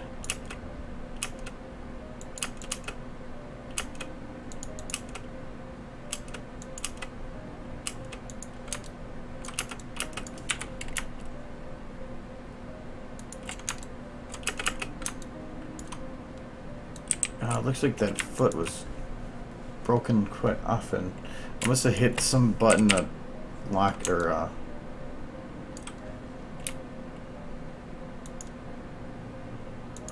it's not even the foot that's broken, it's this.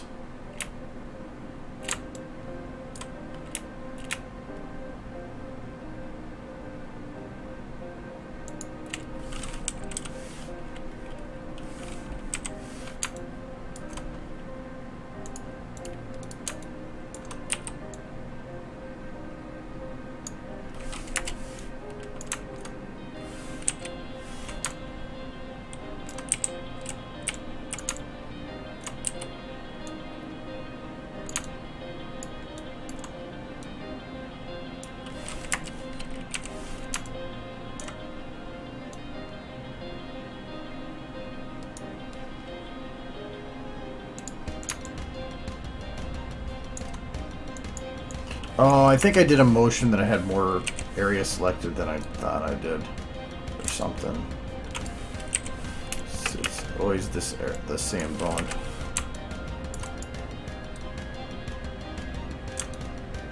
Not by the foot, but by the second bone here.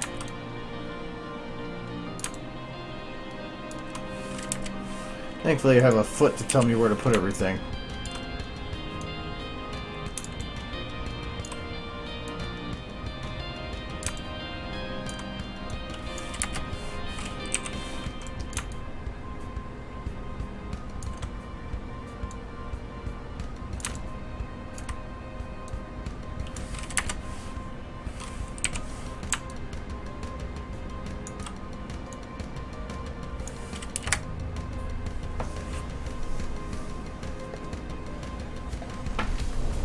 Yeah, the Vertex, or the not Vertex, VMTs on Dota models utilize the lighting engine a bit differently than SFM does, so it does cause a lot of problems.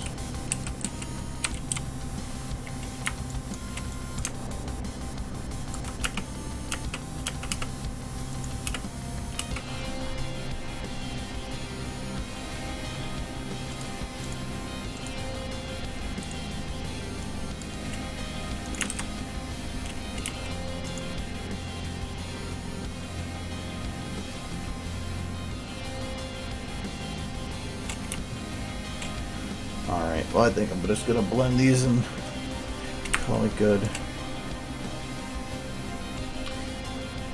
It's going to look blocky though because these things are set to 2 frames apart. Not like it really matters, I guess. Maybe they look blocky because I can't round it like this, or it's going to start rounding in the next one. So I have to round it like this. Well, you know what? It's not the best way to do it, but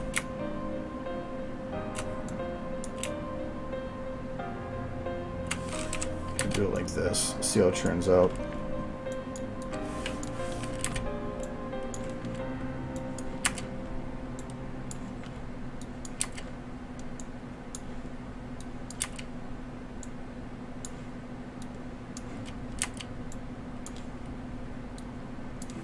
Just helps blend the previous one to the next one just a little bit more.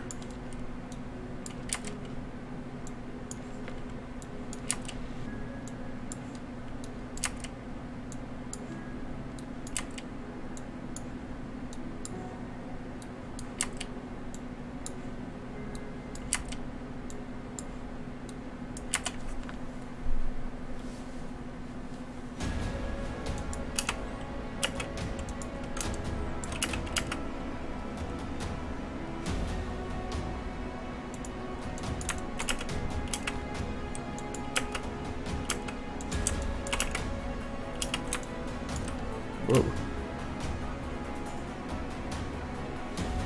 Oh.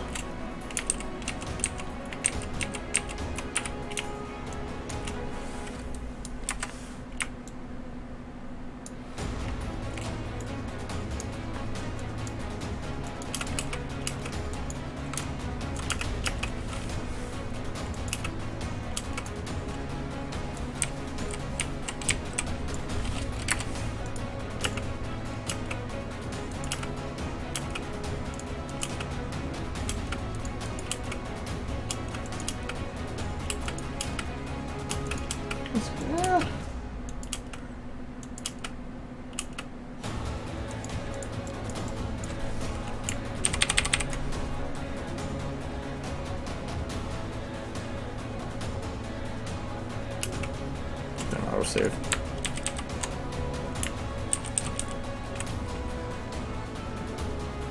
Not perfect, but for what I need it for, it should work great.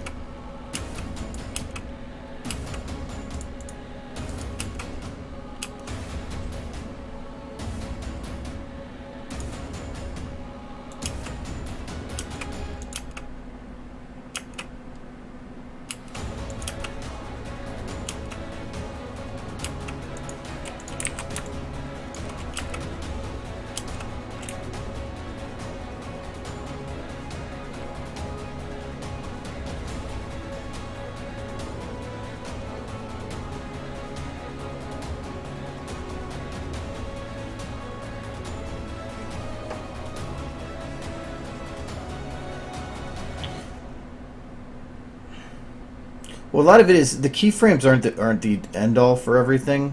Like even here, I shouldn't be modifying things or doing the smoothing like I am quite yet. I should be copying this. I'm calling this base smooth, and I should be also saving the keyframe separate, but I don't care enough. So that'll take like 2 hours. Actually, yeah, I'm going to keep all the keyframe markers there. So here, I want to have it so that her push-off goes faster, so I spud that part up. And then when she hits the ground from here to here, I want to have that slow down, because that's where her leg skids. But it doesn't mean I'm done here from this, so like... keyframes are always going to look, unless you go to like super detail, like these were every other frame, so in a way it's I don't need to do too much for it. But if you're doing pose to pose that are split up by like 5 or 6 frames, it's going to look blocky no matter what you do. And the only way to make it not look blocky is going to make it look like water kind of fluid, which isn't the fluid you want. You want a natural looking fluid. So like even here, when she goes to get up, her arm technically clips through the floor here from here to here. So I probably want to take this and have her arm lift. Again, oh, I'm grabbing the smoothing one. All right, yeah. Lift her arm up here.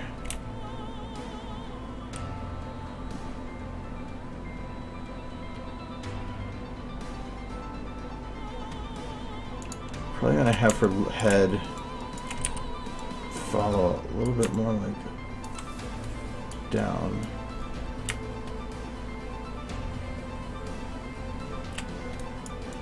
all the way through here and then speed it up.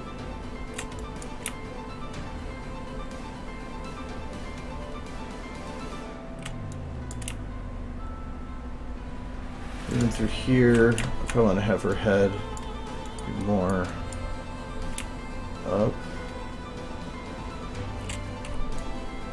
Should probably take her head. So like I'm going through now and cleaning it, not really cleaning it up, but I'm helping smooth it out by adding some motions that the keyframing would be difficult to do. So like when she impacts here, have this that her head drops down.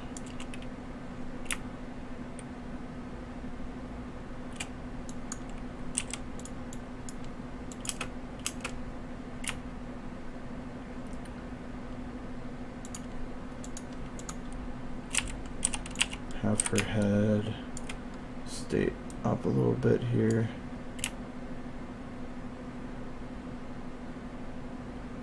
But then have it churn into this so that it's not looking like it's coming up so fast.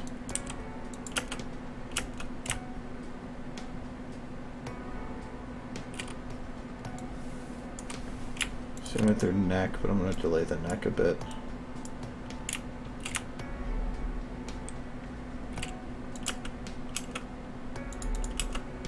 Actually, the head and neck motions in general, right here, I'm going to blend these. I want to smooth them out a bit.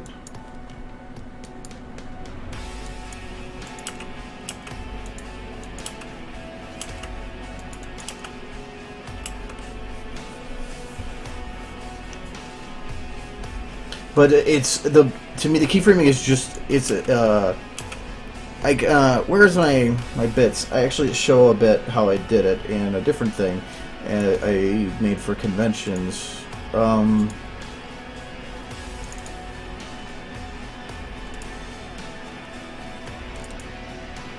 There we go. So I made this.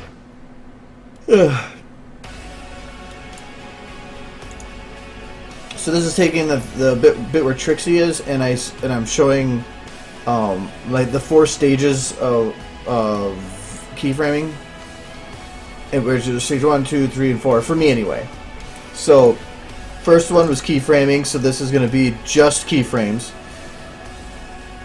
So there's nothing other than just me setting up the frames on it. As you can see, everything kind of bouncing around, and there's no tail animation, there's no hair animation, no ear animation, no mouth animation. Eyes, I tend to make closed because like right now I get confused when their face is weird, and try to put on a neutral expression because otherwise sometimes the emotion of their face can confuse you too. So that's all this is just keyframe. The initial blend, which is step 2 of it, is just blending it. So there is nothing done from the keyframe other than just blending. So keeping all the keyframes, throwing them together, and nothing more. So the tail still isn't moving. It still does kind of look stiff on how its motions are, like especially for those steps they do. And then like here, the motions back and forth just feel like going from one pose to another. So because that's all it is, just initially blended. So there really isn't much. You're not going to see much. It's going to feel like that. When I go through a third time, this is where you can see things are smoothed out a bit now. A lot of it is adding in these little extra head motions and stuff in between the frames. You can see, watch the head. That's the main thing. So, like, can I do this slow? Yes, I can. So like here, you can see the head comes even before the animation starts. Goes further out so that it can pull into the shot. Her head goes up so that it has it's building the momentum, so the head goes up so that it can go down further. Then it delays, pulls itself up. Before going down, the head just lifts a little bit so that it can feel like it's falling and has that like oomph of the pullback. Like even here, this is drastically different than the keyframe was. But the keyframe was more worried about body motions, not head motions. the head pulls back a little bit while it's going forward so that it can push forward and have that more of an oomph to it.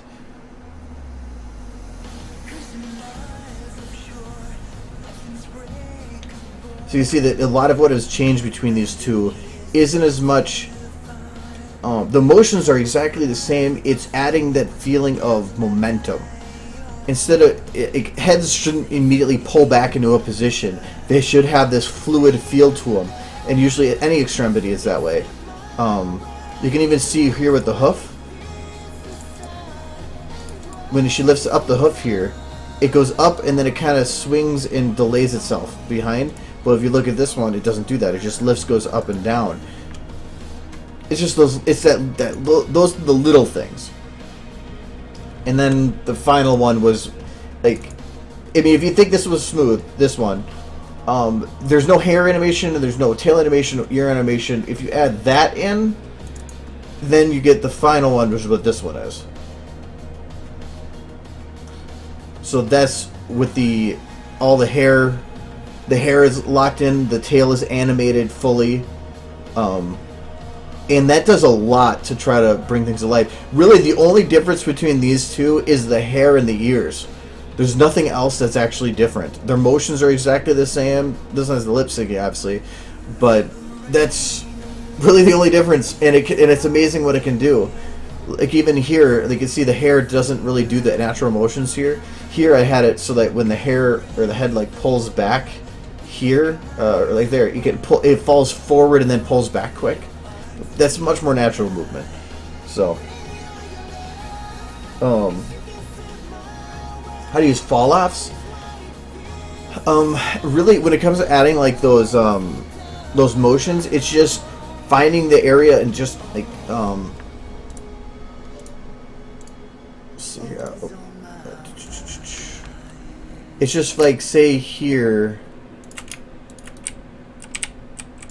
When actually that exact motion here, I think was, oh no, that was just blending this.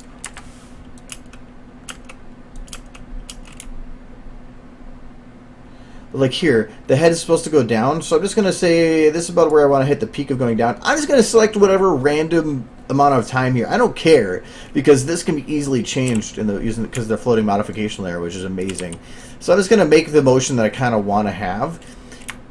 And then adjust this now to fit whatever it is that I need to do it with. Don't try to fight and try to find the perfect position for something. Make the motion so you have an example of what you're looking at, and then try to fit that in.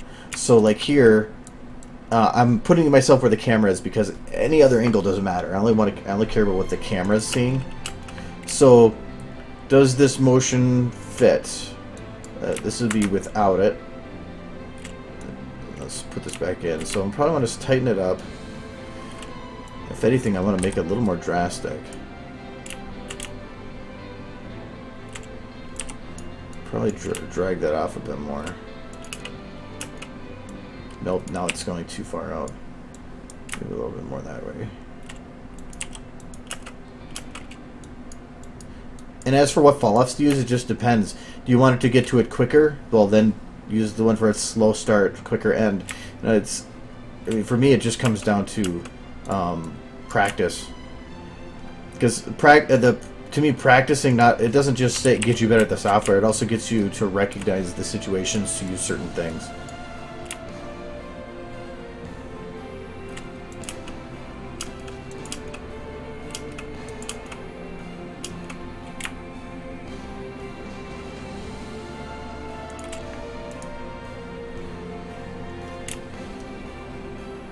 Okay, so from here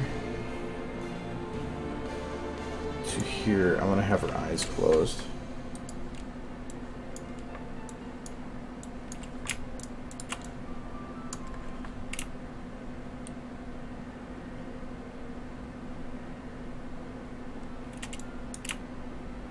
So like here, I knew I just wanted to shut the eyes, so I just shut the eyes, and now I'm playing with where the timing is.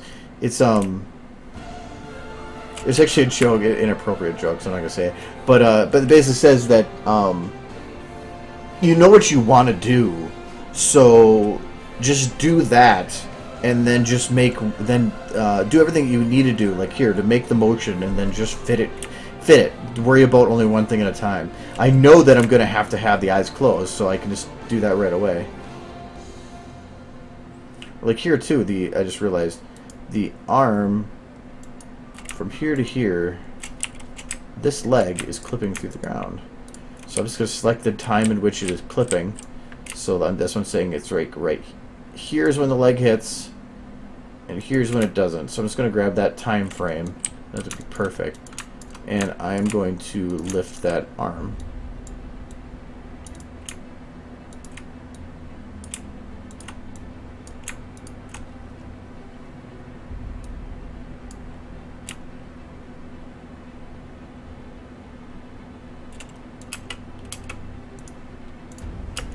It's going so quick, and even with this angle, I probably put way more detail into it than I needed to.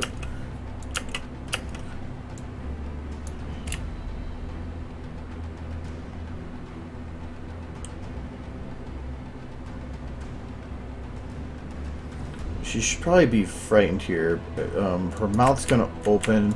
I can't see this camera here, but I'm probably going to change it to try to see more Pip.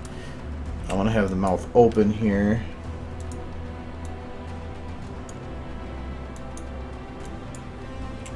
Oh yeah, I'm going to get rid of that expression.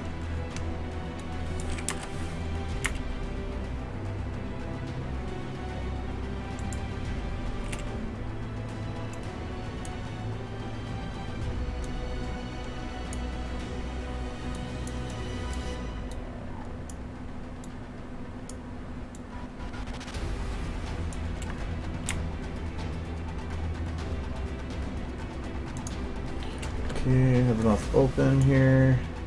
Still a little bit of angry.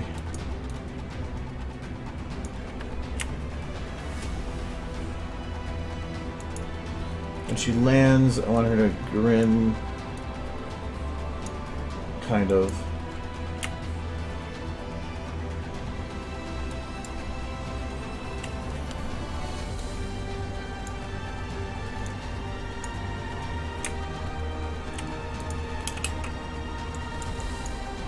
Okay, where are her eyes? Okay.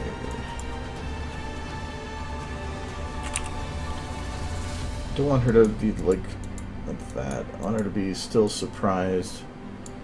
And now a little bit in the sad area because she's worried.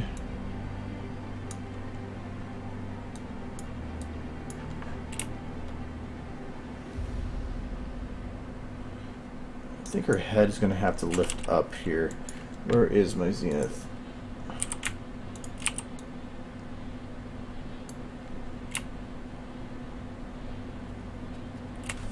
There. And her eyes are shut here, so I don't care where they're looking.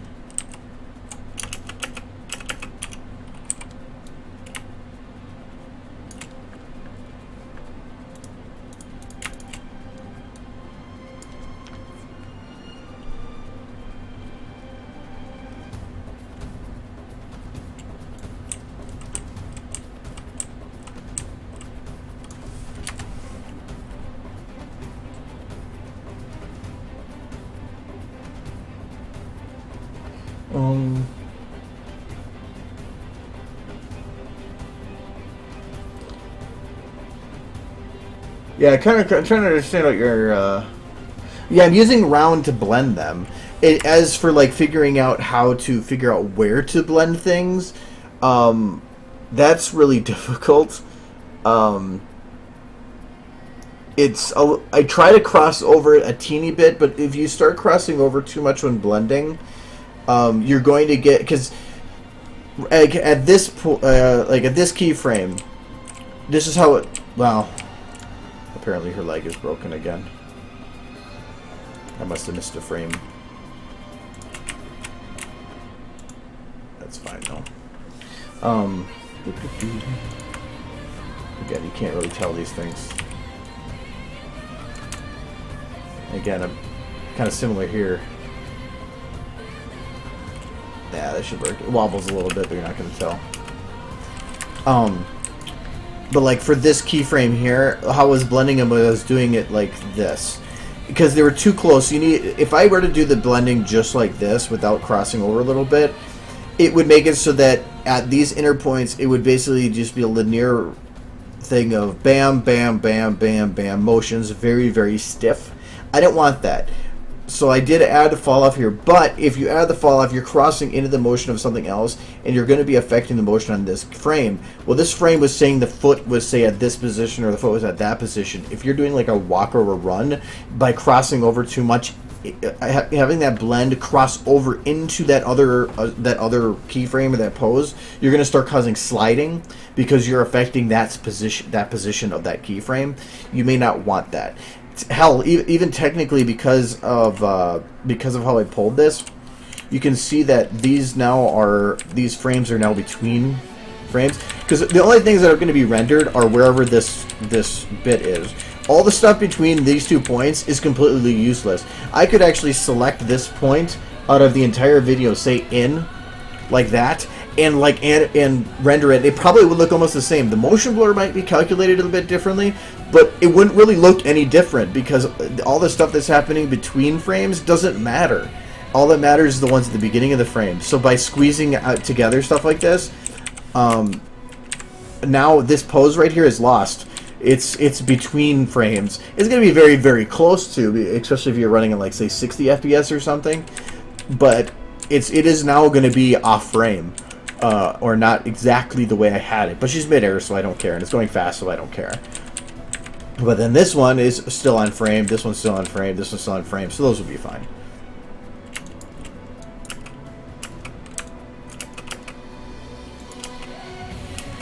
And even then, I still have to animate her tail and everything too with this. That'll add a lot more correct feeling for her spinning.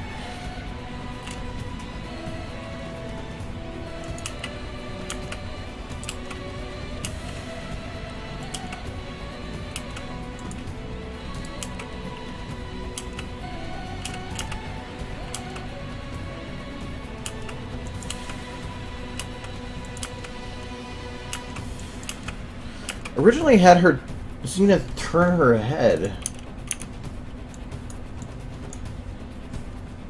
I wonder if that's lost or like something out of frame. Oh yeah, she used to do a little head turn, but I must have been lost because of the. This scene used to be earlier. But I changed it because I was going to instead have it where this was focusing on Pip laying on the ground, and then changed to her being jumped at. Because I wanted to try to break it up scenes instead of having these this action-packed video that had frames that last or shots that lasted way too long.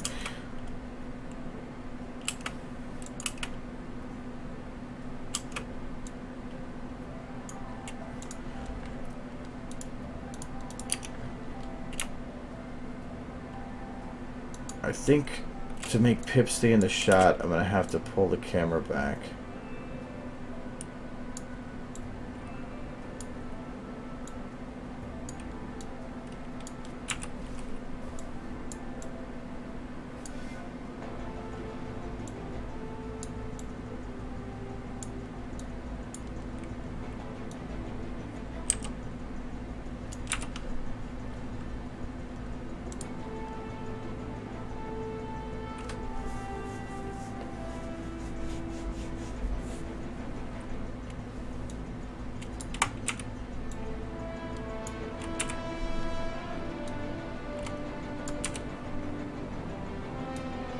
Wow, this is already at 24.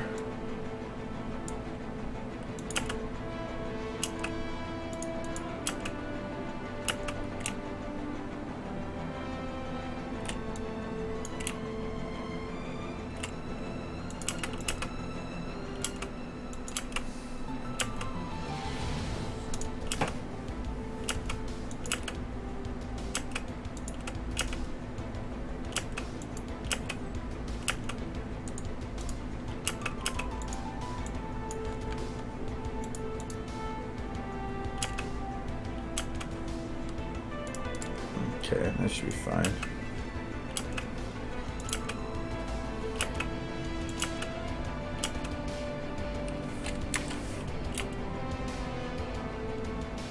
She was supposed to be being basically stoic, right?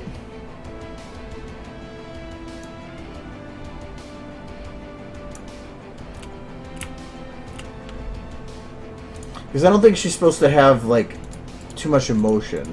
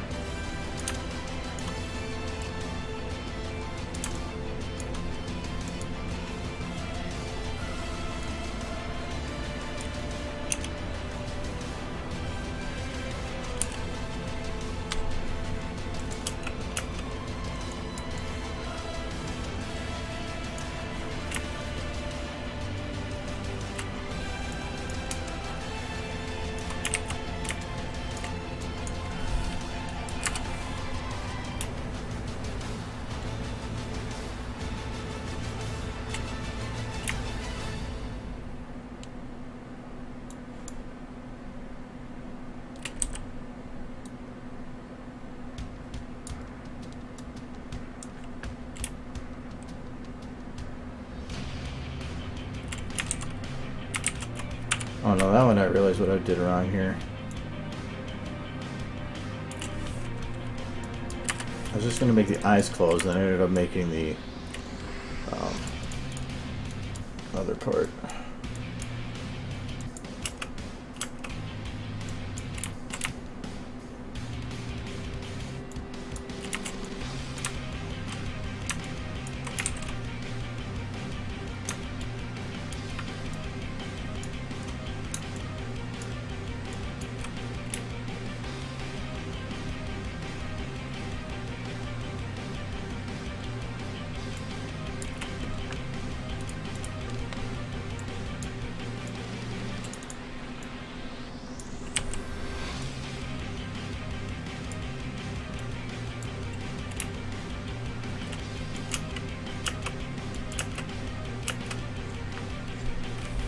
Well, Zenith is is keeping it to be a kind of a relaxed look, but it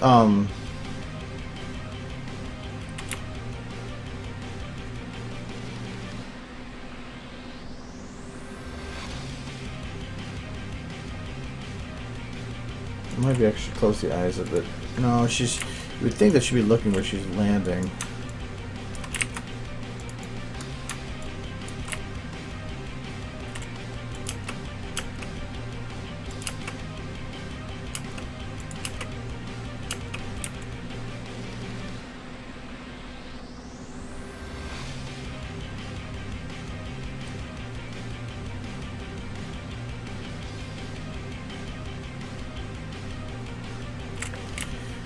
I think I need to have her mouth at least open a bit here.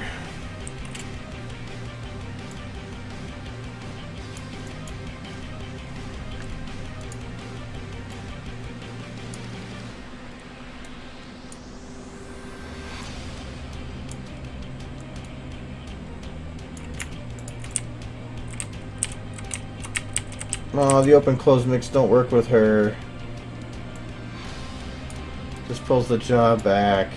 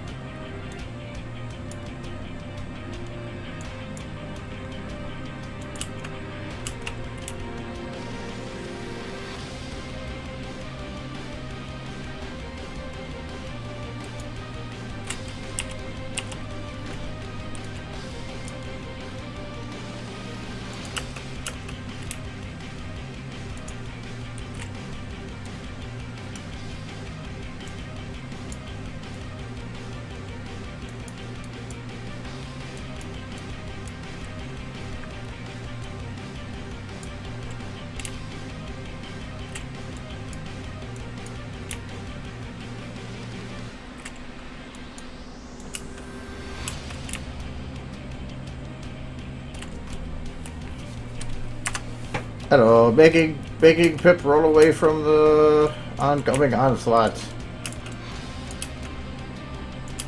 Flip, flip, flip.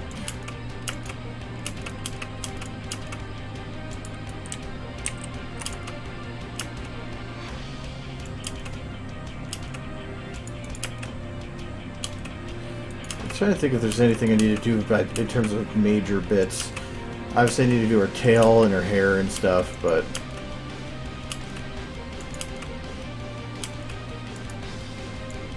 I think camera-wise, it's doing okay.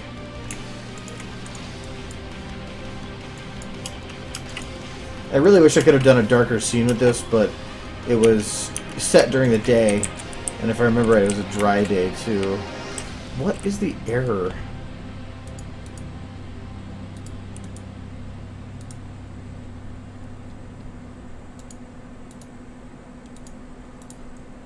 Oh, there's a chain.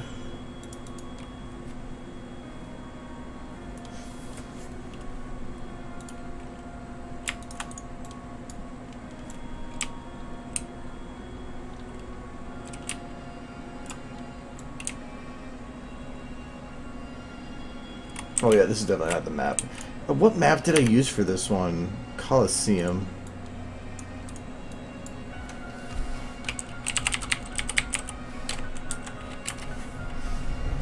Don't think I used... Oh yeah, I guess the lighting's not gonna look right because I'm not using the right map, but...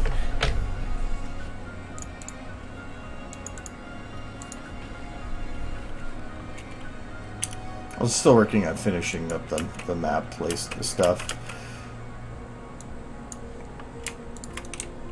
But that's why the griffins are placed as they are, because they're between those.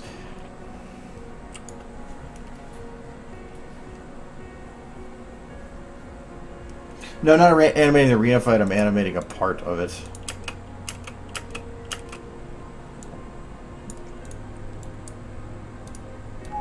Kind of. And I don't even know if I'm going to use it for this video, but hell, I thought it would be a good something to do. It took like 2 hours to keyframe that. So...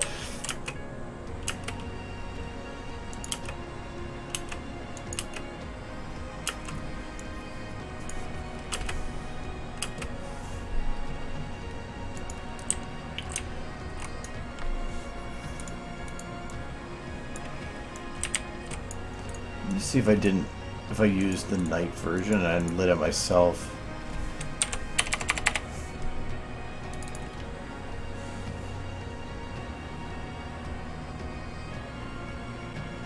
This one doesn't have any horizons in it.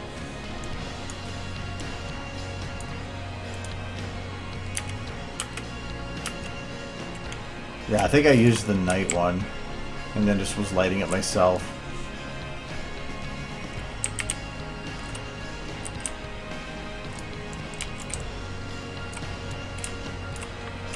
But then I was like going through here and taking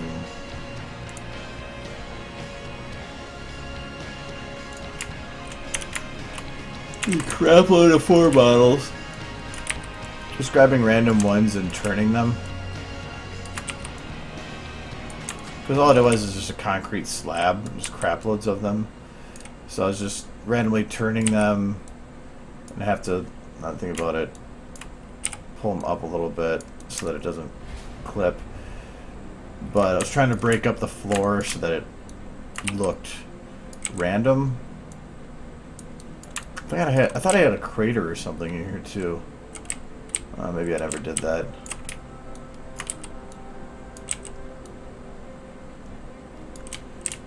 But it's that because of the angle you're at, the uneven ground actually helps keep the look alive. Like the arena's actually got more to it.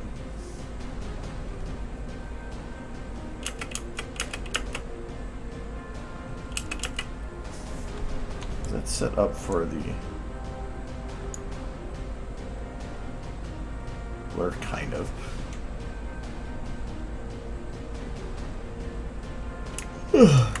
No, the other thing I was working on for the turntable, that was a mix, yes. And I probably use that scene for this in some way, but the The turntable I did work on more. I just have to do one little thing on Rampage, figure out the problem I was having with a particle, and that's really about it. I went and added a whole bunch of ponies with glowing eyes. I had one actually jumping up at Blackjack now and getting shot with a shotgun. That was added after stream. But you guys just can wait till the final to see that. So you can actually get something special.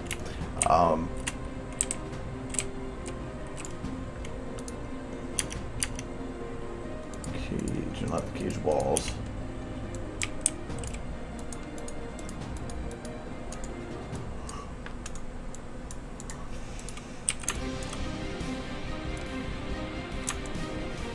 Oh, I forgot those are in pieces.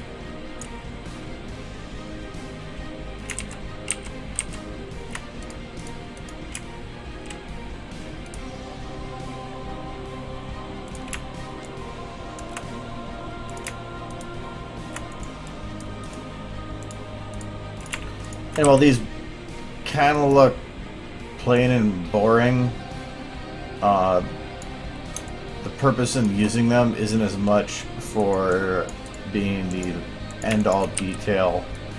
It's for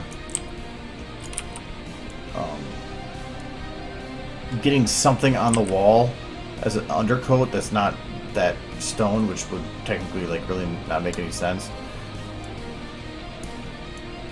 And then I can put whatever I want in front of that to help beef it up. Actually, rotating that didn't do anything, did it? No.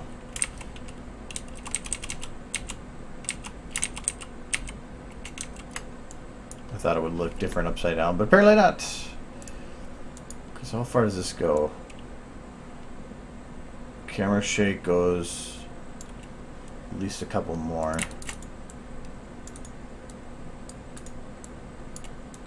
So one thing, I've had problems with camera shake, where it's causing me to have to do extra work because it keeps showing things that I don't want people to see.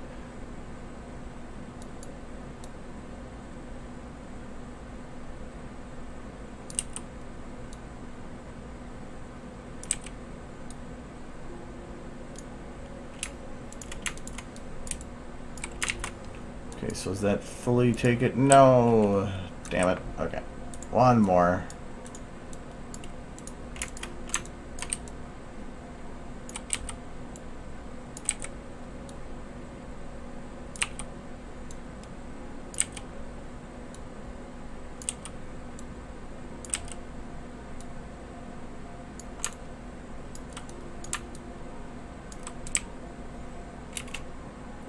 Okay.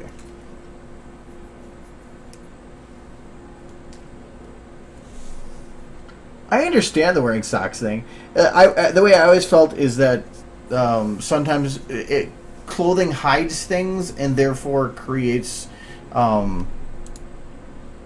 fantasy. So I think to some, it's like trying to be sexy of hiding their feet or hiding something.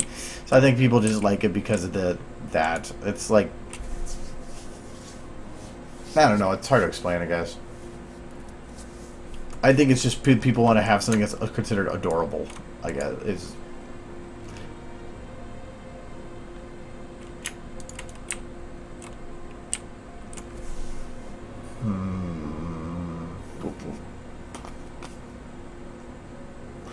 Well, do I have any, like, skeleton things? I would think that they'd throw some kind of skeleton crap on there.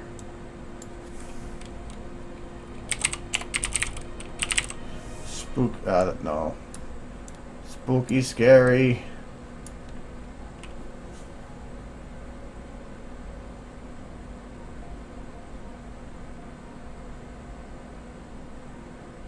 It's not about what is there, but it's just that the fact that it's like, yeah, there's, well, I guess that kind of works. Oh, you know what, maybe I could probably make use of that. Oh, what are these from? Is that a weapon? No, it's not that you don't need to know what's under there. It's just the fact that it's hidden, like a mystery or a forbidden thing. People like to know that stuff. Like what's in the box, that kind of thing. Even if you kind of already know. Ooh, what is that? It's a fish.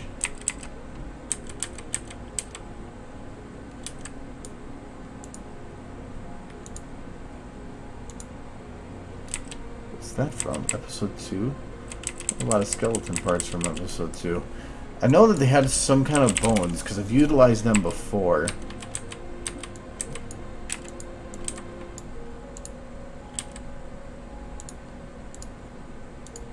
Yeah, like that.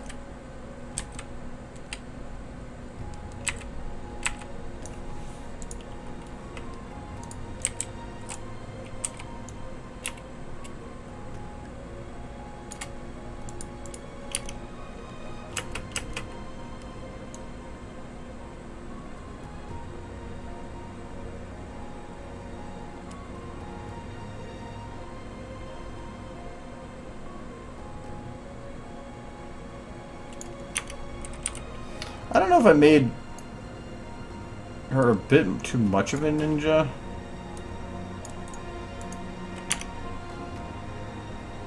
You can't really see that. That's fine though.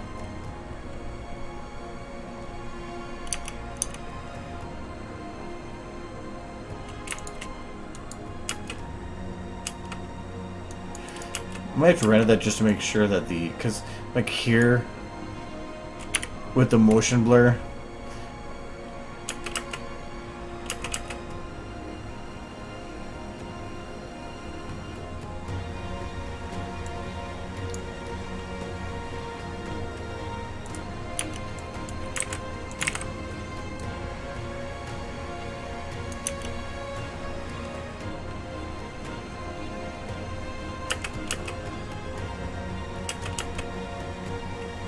so the motion blur with the aperture should help.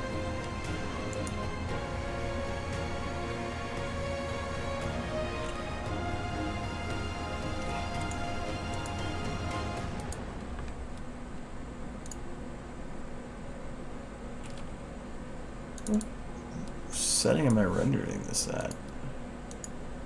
30? Okay, good. But I think that might be frame rate for 24. I might need to double check that. Well, actually, I can do it right now.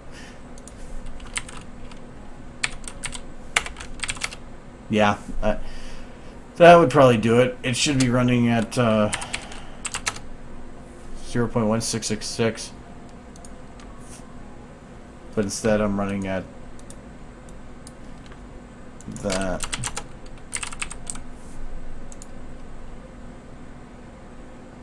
Yeah, that made a big difference. Okay. Your frame rate or your shutter speed should be equivalent to the inverse the double of your frame rate. So if you're at 24 frames per second, it should be 1 divided by 48. If you're at 30, it should be 1 divided by 60. And I kind of just memorized the 167 and the 208.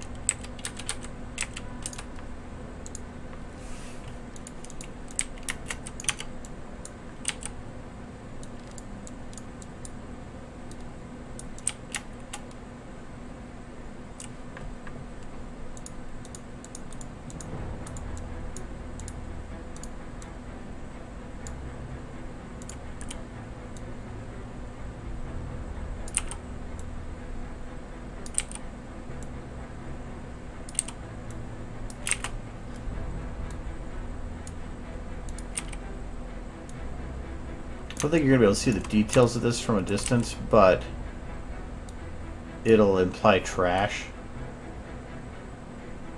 Which you would think that if you had people constantly overlooking at the edges, that you would have trash built up.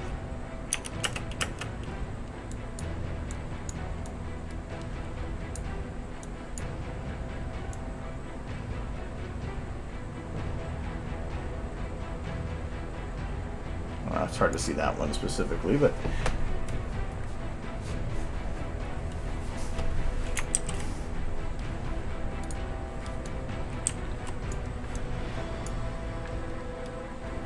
all right, what do I got here? 9 minutes. Okay, we're not going to mess around with the rainbow dash, just because.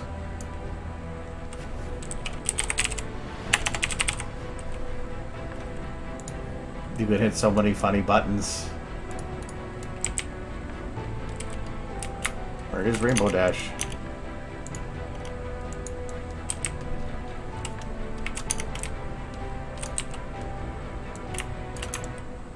There we have Rainbow Dash.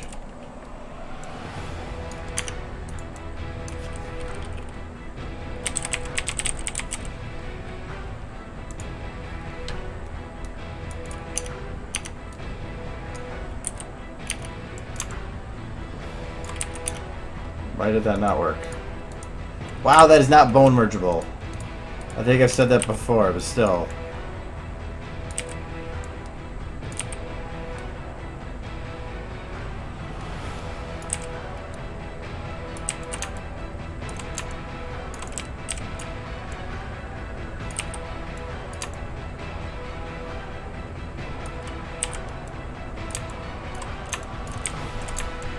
Oh yeah.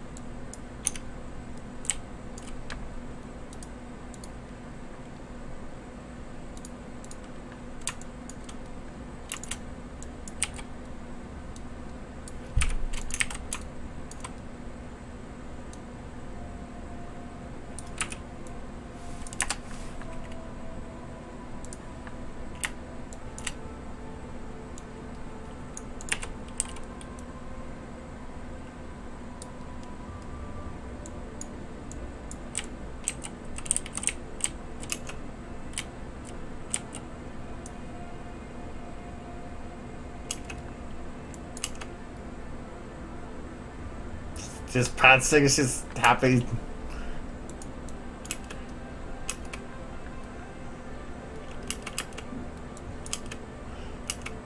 But she's fast horse, so she must go way faster.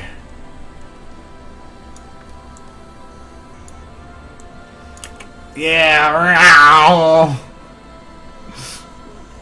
Think I broke Rainbow Dash.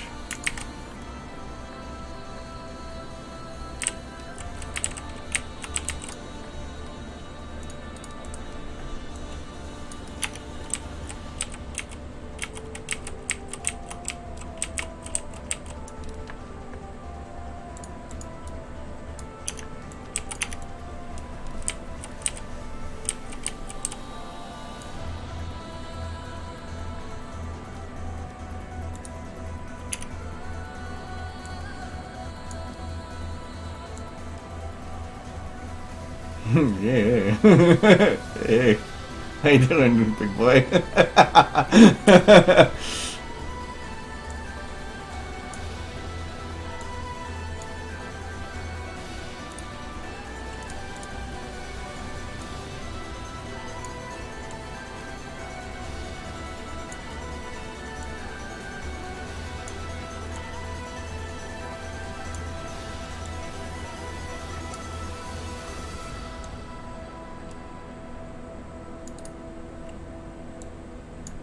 Which I kind of like just the straight up and down.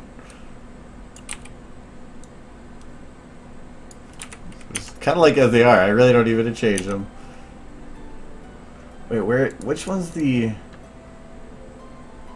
curve? No. The despondent. No, I'll do the surprise. Surprise wide brow.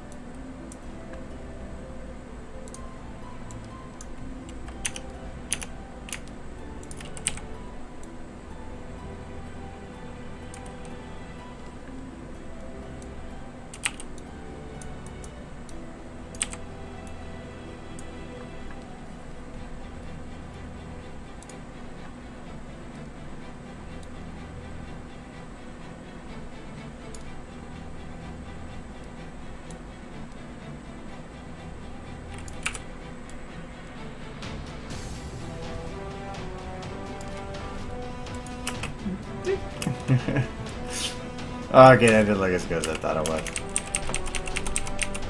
Kinda looks stupid.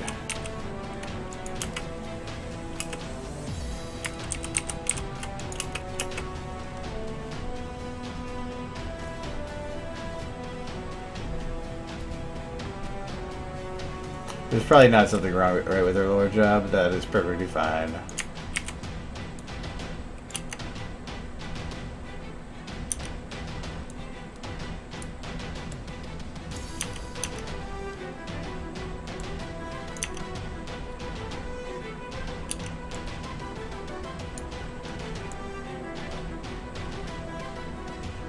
I think I broke the dash.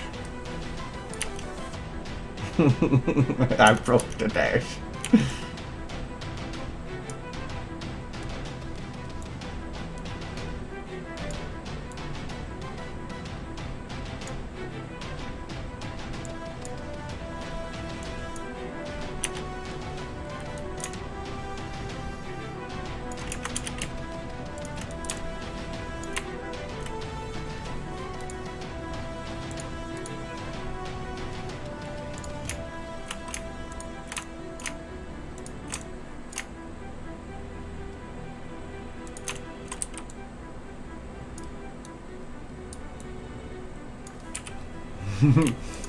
Lord.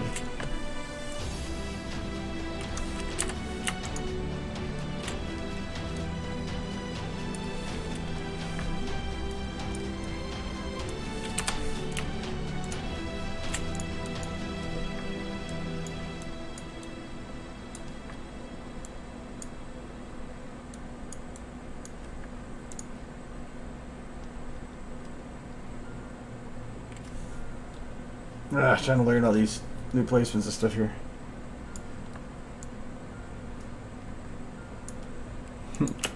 Hey.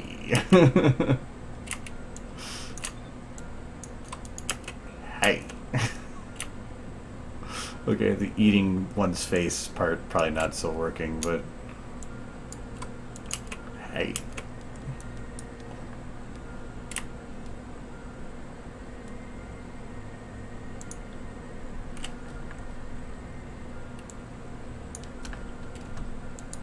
Hey.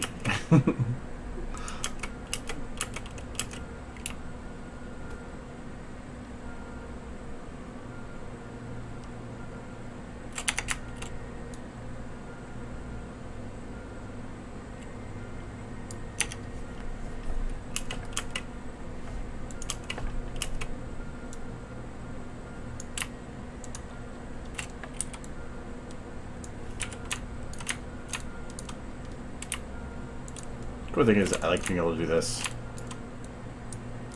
Change the nose position. Hey.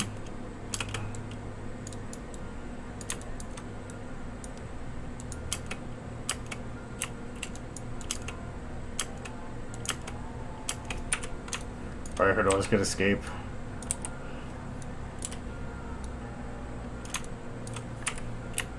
Amazing, amazing.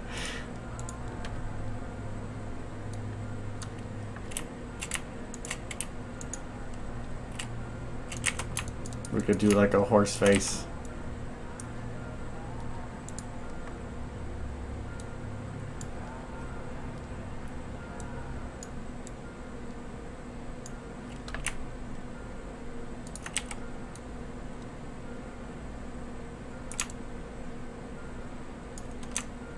Kind of.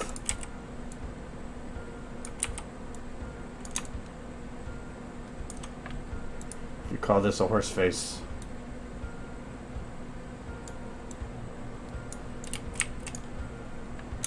No, that just looks painful. Wow. Zeros are bad when you have bones.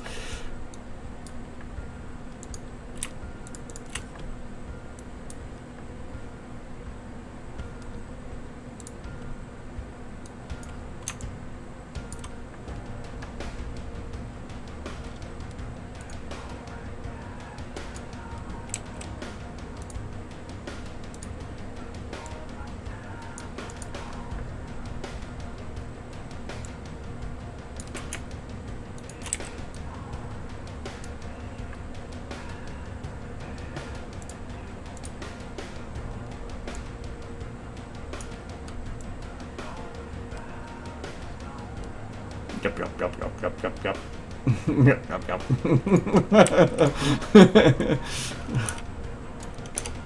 Yup, yup, yup. Oh. Oh. Oh.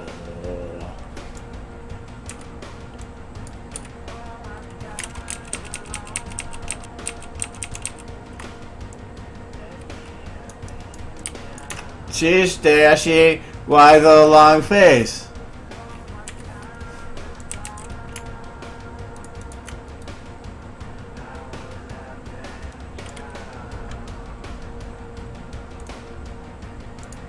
Oh, I have to do this.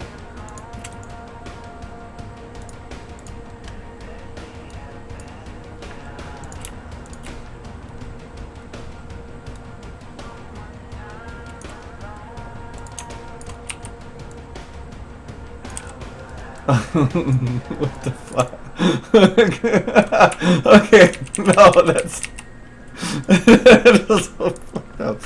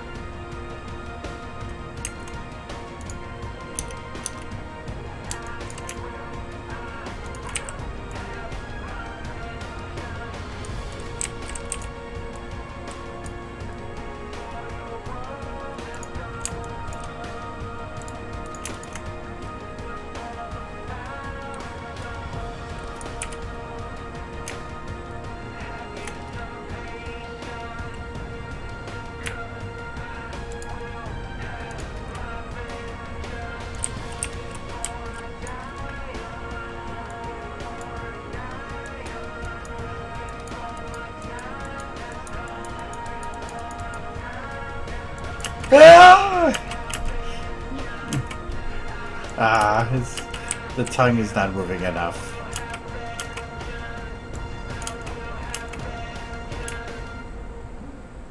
We'll just make the tongue move random. Okay, maybe not like that.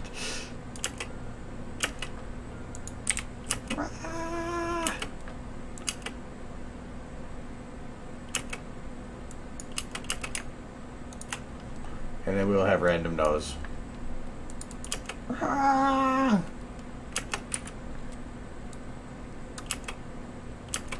Actually, that kind of works like that. Just a teeny bit.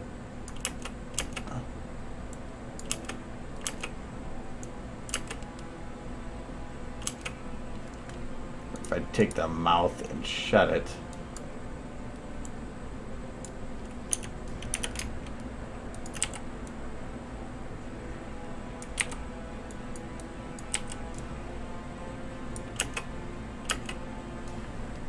Put in more grin.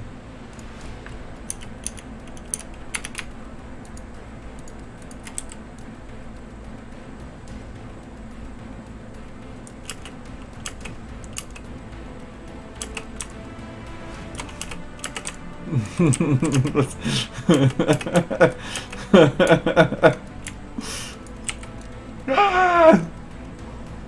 Ah! Ah!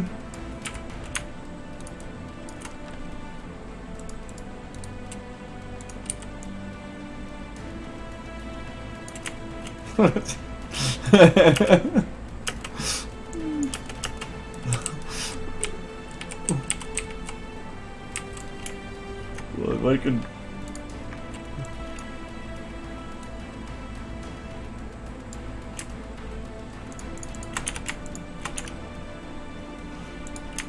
Where's her neck?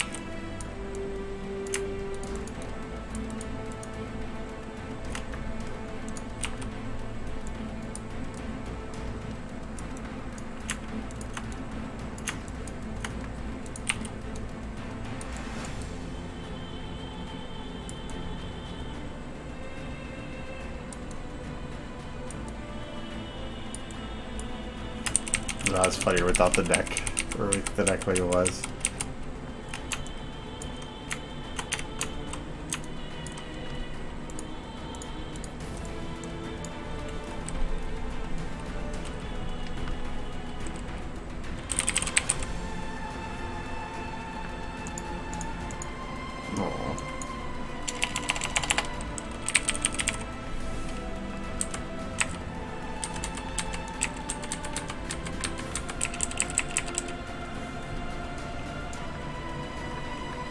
We will have. Oh, we'll just make it a banana.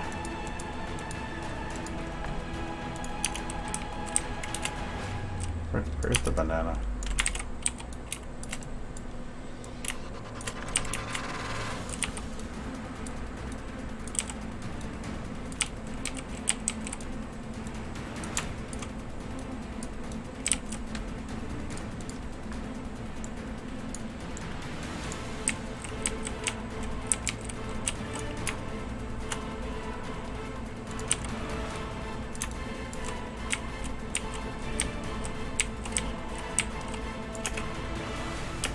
That she has a pharaoh of bananas.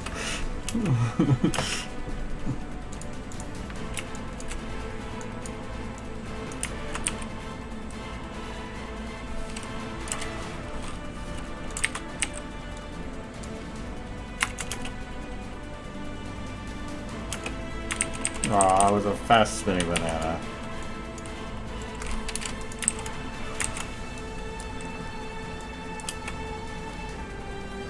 Run for the banana!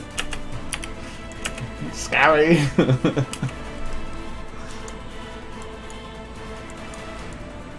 Need maximum banana!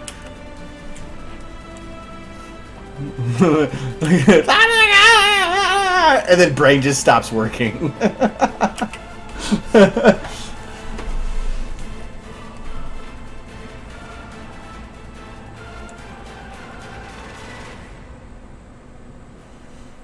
Yeah, my OC would work for the enhanced rainbow dash. I mean, it's just retexturing everything to this model. It's really, I mean, I did it for Pip. I can do it for this one too.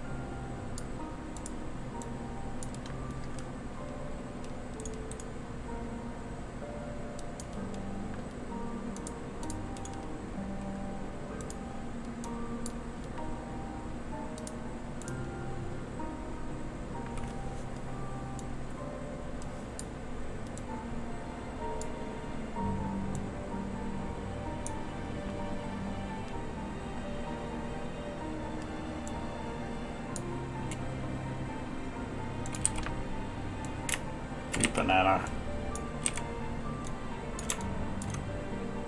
Eat banana. Eat giant banana. Banana. Should I probably just turn it this way? So I can have big banana.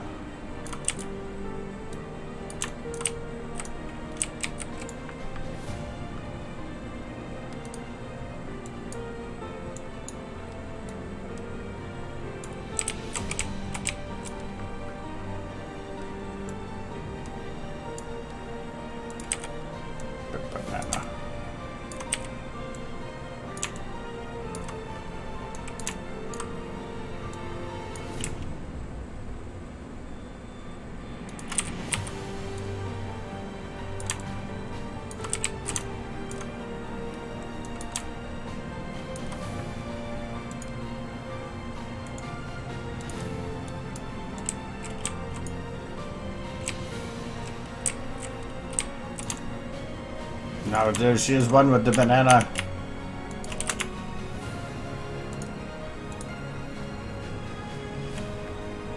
Where's that bone? There it is.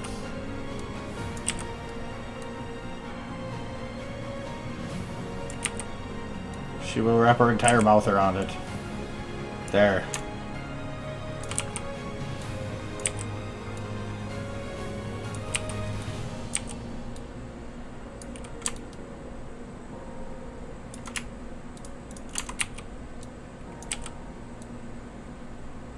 She has consumed the banana.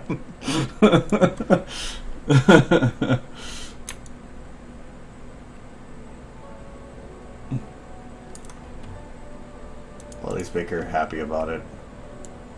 There, just... Alright. Bye. Okay, I'm deleting Grip. That's kind of weird. It's 9 o'clock anyway. So I accomplished this for the whole stream. Yay!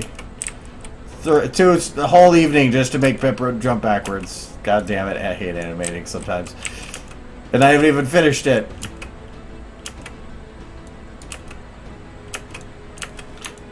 But if you're curious on like the keyframing thing and how I did it, you can. The recording will be up, so. You can watch it in super slow-mo or something.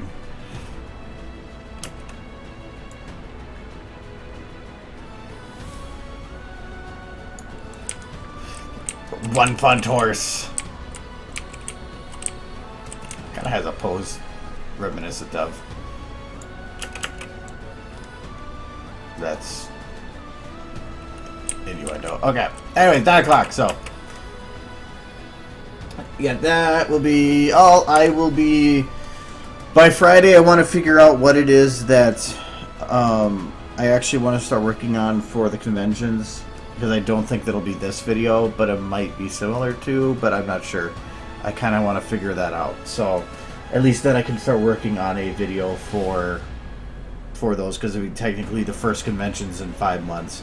Kind of need to get something done, so I will be back Friday and all that crap. So yes, I will go play at like Clicker Heroes, play in the background while I play Fallout 4, which is what I normally do. So I see you guys Friday. Blah blah blah. Bye bye. Oh, everything's gotta do this. Have the kitty. Have the kitty. Meow meow meow.